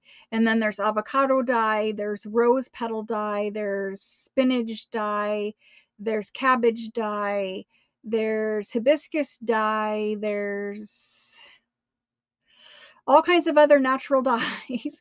At one point in Etsy, I had a dyed paper of the month pack, and I did that for an entire year. Where blueberry dye, there's all kinds of things, but for an entire year, every month I came out with a dyed paper of the month pack, and every month it was a different color, and it had 12 sheets of paper, and it had ephemera that was all dyed in whatever it was. So like for March, I think I did spinach, and for um, June, I did rose petal dye. I don't know what I did for all year, but I did a pack like that. And I would love to have time to go back and do that again because A, I want the color paper, but B, I know you guys would like it. So eventually I will have time to do that again. But, it's not a weather issue for me. It's a time issue for me. All right. So does anyone have any questions, anything like that? So, and I told you guys this before, and I'm going to say it again. Don't bake your coffee dyed paper. Don't do it. Don't put it in the oven. I'm not saying because it's going to catch on fire. I'm saying coffee fumes actually cause cancer. When you dunk paper in coffee and you put it in the oven to dry, the way that it is drying is by that moisture getting into the air, right? Coffee also gets into the air, and when you breathe in coffee that's in the air, that is when you run into the risk of breathing in cancerous chemicals. That when they roast coffee, they have to wear very, very protective equipment because they cannot inhale the roasted coffee fumes. So just make sure that two things. When you dry it in the oven, if that's the way that you are intent on drying it, my suggestion would be use an outdoor oven, which most people don't have an outdoor oven. But if you do have an outdoor oven, use an outdoor oven. The other thing is make sure that you have windows open, fans. If you can wear a mask, wear a mask, because I'm not joking. Breathing in the coffee fumes will be very bad for your health in the long run. I have known two different people who were making coffee dyed paper and selling it in Etsy. So they were making it for hours and hours a day. Both of them were told by their doctors to stop drying it in the oven. For one, because of what I just said. For two, sometimes some coffee gets spilled into the oven, or it drips off your cookie sheet or whatever, and it gets in your oven and it burns. That burned coffee fumes, if you've ever smelled it, it stinks, but it is bad for your health. So stay away from the oven for all of the reasons. Just dry it. Even if you if you have coffee every day and you use for your own journals, whatever, your leftover coffee in the coffee pot, and do a couple of pages, just lay them out to dry every day. And at the end of the week, you'll have 14 whatever pages of coffee dyed paper. Just do a couple at a time. Try not to overwhelm yourself. If you get in the habit of every morning you have that leftover coffee in the coffee pot, dump it in, a dish pan or something, soak your sheets in it, throw them on the cookie sheet to dry, go to work, come home, your stuff's done. Do something like that instead of oven. But if you want to do it in the oven, do it in the oven. I'm just saying, I would never put it in the oven again. I did do it. I used to sell it because it was baked on a certain pattern of cookie sheet, and it would leave a pattern on the paper, and I used to do it. And then those people were telling me, and I was like, okay, let me look this up. If you look it up on the internet, coffee fumes from ovens and from roasting is terrible for you. I'm just saying. I'm sorry. You do what you want to do. You look it up. Look it up. I know. The whole state of California, everywhere that coffee is sold has to have a warning sign because they have declared that burned coffee fumes, whatever, coffee fumes, coffee causes cancer. So the whole state of California says it. Sandra has a question. Let me look up for Sandra's question. Yes. Folding the papers up and down. Will it work with the ephemera you're making as well? Yes. Ephemera will just go in, whatever pocket or, whatever you're doing.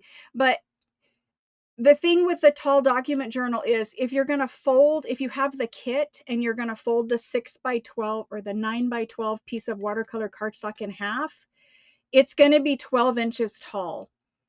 The size, the width wise, it'll be 4.5, and that's okay. But tall might be too tall for you at 12 inches. Your paper, like a sheet of regular printer paper, is 8.5 by 11. So you would have half an inch on either side of that. That might be okay for you. Just know that it's going to be tall and it's going to be 4.5 inches wide, your papers, right? Or your journal cover.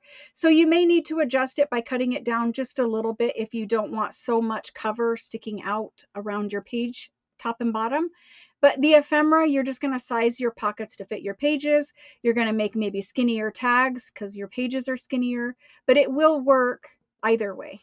And I almost made them tall document until I was like, yeah, but we have a lot of brand new journal makers who've never made a journal before. And I think the whole tall document style journal might throw them for a loop. And I think it would be easier just to make a journal that 9x6 journals, the ones that I made tonight, they are the most popular size on Etsy. They are what sells probably 9 or 8 times out of 10. And the other 2 or 1 time out of 10 is a different kind of a format, like a ring bound or a tall document or whatever. So you make whatever you want to make. But I thought that the whole kit and instruction, we would be better off doing a 9x6 just for everyone else. So the 12, I've done them 12 and I've done them 13. They just are very tall. If take a piece of paper that you don't care about and fold it in half, that's the size 9x12, and see if you like it. But it's very, very tall. So I don't know. I like, 11-inch maybe. And you might have to change the size of your pages if you wanted to do that. It's just, it's very tall. You'll see it. It's very tall. And then you're only going to have pages that are 4.5 inches wide. So again, you're going to have to make if it's a 4.5 inch wide page, max pocket is going to be 4 inches. And after you glue a 4-inch pocket to a page, you're going to end up with like 3.5 to 3 inches for a journal card or a tag. So just maybe play with a piece of paper that you don't care about and fold it that way and see if you like the way that that's going to look. You'll have half an inch at the bottom and half an inch at the top if you use regular 8.5 by 11 inch size paper.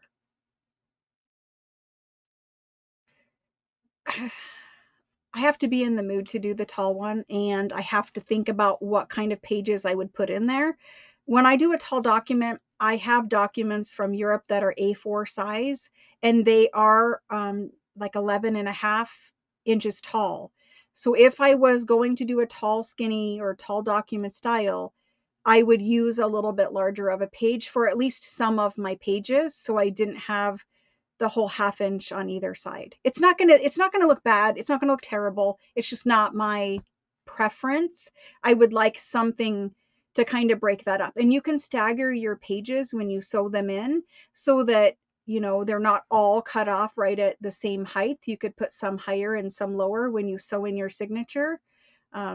There's different things you can do, but I might, I might just try to use taller pages or stagger them or cut down my cover just a little bit.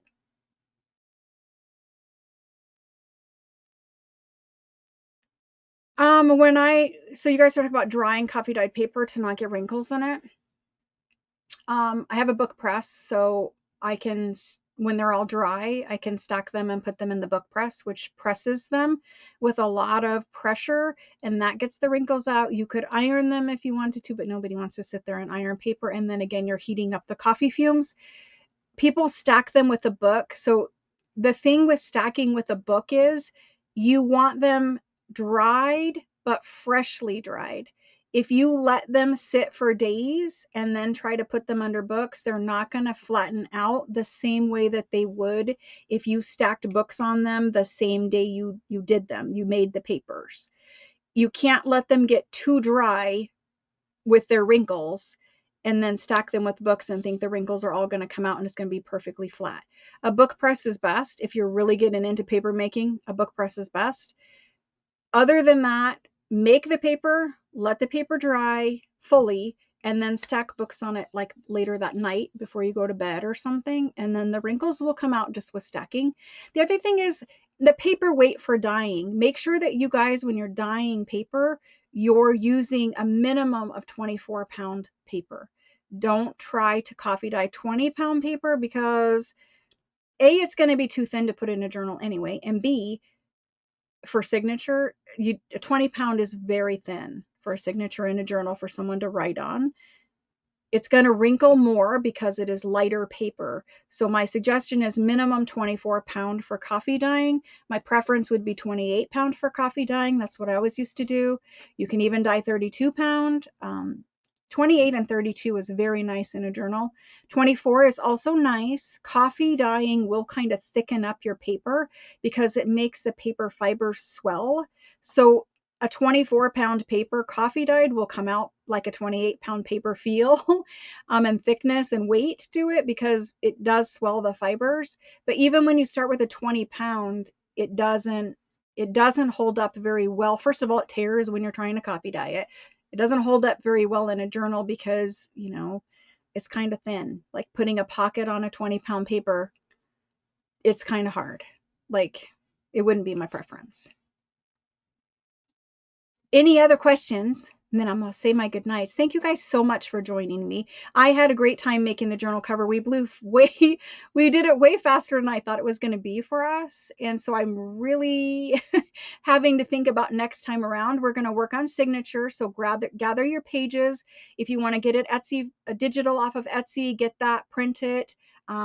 Make sure that, you've got whatever pages you want for your signature if you're planning on sewing your signature in with us, because that's the first thing we're going to do next time is I'm going to quickly assemble my signature in front of everyone so that everyone can see the process for that, how I lay out my pages and how I put the little, where I put things, etc. And then I'm going to sew that signature in, and we're going to go straight from sewing the signature in to making pockets. And so we will make pockets and sew that signature in next time. The video after that will be ephemera making, so more pieces of ephemera like tags and things like that. We might work on some kind of interactive element that goes on a page when we sew in the signature, but signature and ephemera, focusing on pockets or belly bands or something like that next time. So I know that there are kits on Etsy. I looked myself because I'm not opposed to supporting other people who make kits. I looked myself earlier today because I wanted to print some pages to put in this journal, and I did not find anything that I wanted to purchase, but I'm looking for a very specific thing. There are lots of beautiful blue, like French digital kits on Etsy. If you want to purchase one, I don't have one that is 100% ready. So if you went to Etsy and you just searched like blue French digital kit or blue French journal digital, I'm sure that a million will pop up, and I'm happy to send you there and, support whoever else that you purchase it from. I don't have any that I can tell you off the top of my head. I did look earlier because I was like, well, I think we're going to have some time left and I would like to do the signature, but I couldn't find one that I was happy with. So you guys go there, you figure out, because not everybody wants to make the same style. Some people want color, more color than just blue in their journal. So you guys can do whatever you want to do there with digitals. The blue parchment paper, the sheets that I printed that text on, that's just from Amazon. It's available from Amazon. Just type in blue parchment paper. Pam, not so much. He didn't really tell us any answers. He told us to eliminate my son's medications one at a time until we can rule out that it is being caused by medication, which I know that that's one of the things that it says for fever of unknown origin, but I don't believe that that is what it's going to be. I just think every time we take him to any doctor, the specialist, the primary care, everything, they don't know what to tell us and what to do because they cannot figure it out. So while I don't believe it is going to be a medication causing him to have a fever every day of his life for 9 months, I think we have to do what the doctor's saying to do, even though it makes my son's life extremely difficult because he can't have the medication that he needs. Because we need to do it so that we can tell the doctor 100% we did this and this is not the cause.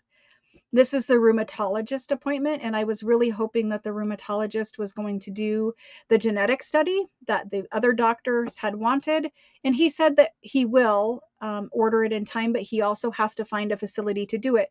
There isn't apparently any facilities that can do the specific genetic test for my son. So we're still working with it, but for now we are eliminating one medication at a time for a minimum of a week at a time. So he'll stop taking it. He won't take it for a week. And at that point, if he has a fever, then he can go back on that medicine if he wants to. And then stop taking another one a week later so that there's time to adjust. And so it's really hard for him because the medications he takes, he legitimately needs. It's actually kind of scary because some of it's like heart medications and whatever. So we're doing that. That's what we're doing.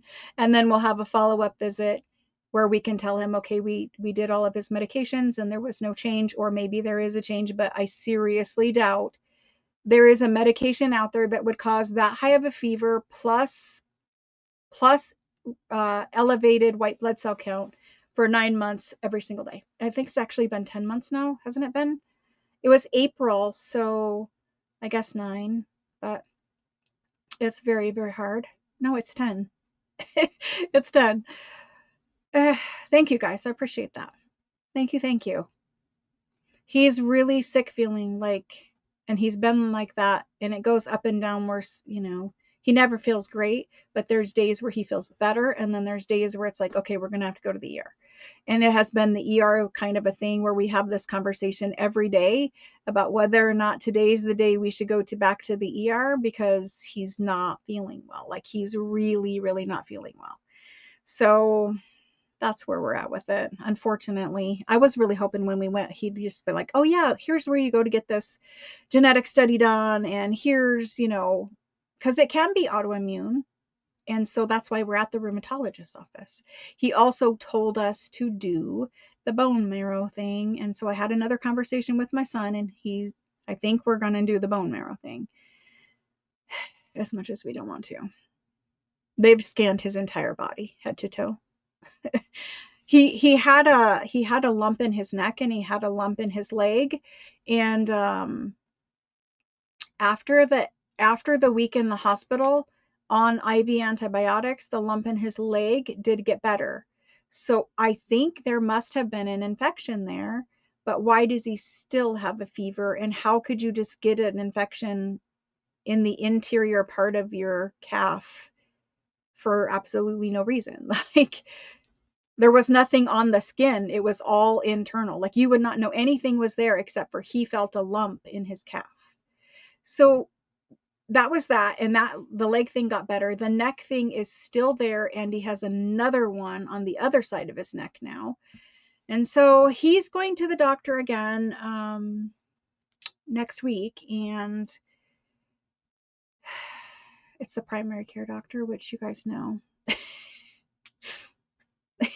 Sometimes I have to bite my tongue at the primary care doctor's office. So he does need, as far as MRIs go, he does need a back MRI because he threw out his back at Christmas. And so we're going to do an MRI of his back, even though they've done CT scans of everything else. It's all right. We just have to go through.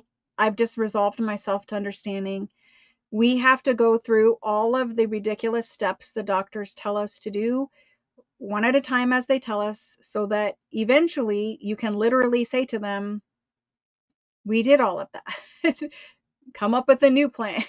Like, there has to be something else. So it is that in both sides of his neck, but they have scanned them and they see them, and they say that at one point one of them was large enough and they were trying to drain it and trying to get some fluid out of it to look at, but they either didn't hit it when they did the needle biopsy, um, or the fluid that they got just didn't have anything in it, because they did try to do a needle biopsy of it. He's not a child. He's 26 years old. So, yeah, he sees regular doctors. But yes, my son.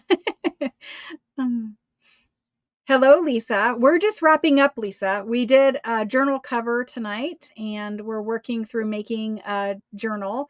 So we did the cover tonight, and I just finished up a couple pieces of ephemera. Next Friday, the live starts at 7 p.m. Eastern Standard Time, and we're going to be sewing in a signature, assembling a signature, sewing it in, and we're also going to work on pockets and belly bands and that kind of thing. All right, guys, I'm going to wrap it up. I appreciate you guys so much. I appreciate the love and support with my son's stuff too. And I will see you guys back here on Tuesday. I don't yet know what we will be doing on Tuesday, but either way, I will be live on Tuesday. At least that's my plan. I just need to get through the weekend and see where I am at with invoicing and packing and shipping. Because if I am, for whatever reason, super behind, I don't want to sell and get further behind. So there is a chance. My goal is to get it all done, but there is a chance that Tuesday we'll just hang out or whatever. Maybe I'll work on a project or something. But my goal is to get it done. I'm just saying that because it might happen. I don't know. I have Friday, Saturday, Sunday, and Monday. No, Friday's gone. I already did Friday. Today's Friday. I have Saturday, Sunday, and Monday to get everybody invoiced, packed, and shipped. So it should happen, barring anything else happening around here. It should happen. Thank you guys so much for joining me. I really enjoyed hanging out with you guys. Crafting is tough because I don't get to read as many comments as I want, but I will go back through and read the chat. But thank you guys so much for hanging out with me. I had fun. I always have fun hanging out with you guys. And I really am excited to get to the next stage of this journal so that we can have like a journal with the pages in it and begin putting ephemera in. And so we're going to do this journal for the whole month of February. And in a week or so, week or two, the new journal kit for March will come out. It's a physical junk journal kit with all the stuff to make the physical journal. And we'll go from there, guys. Thanks so much for hanging out with me, and I'll see you guys Tuesday. You'll see me in the morning for the 365 video series, but I'll see you guys on Tuesday. Bye, guys. Have a great weekend. Thanks so much for joining me.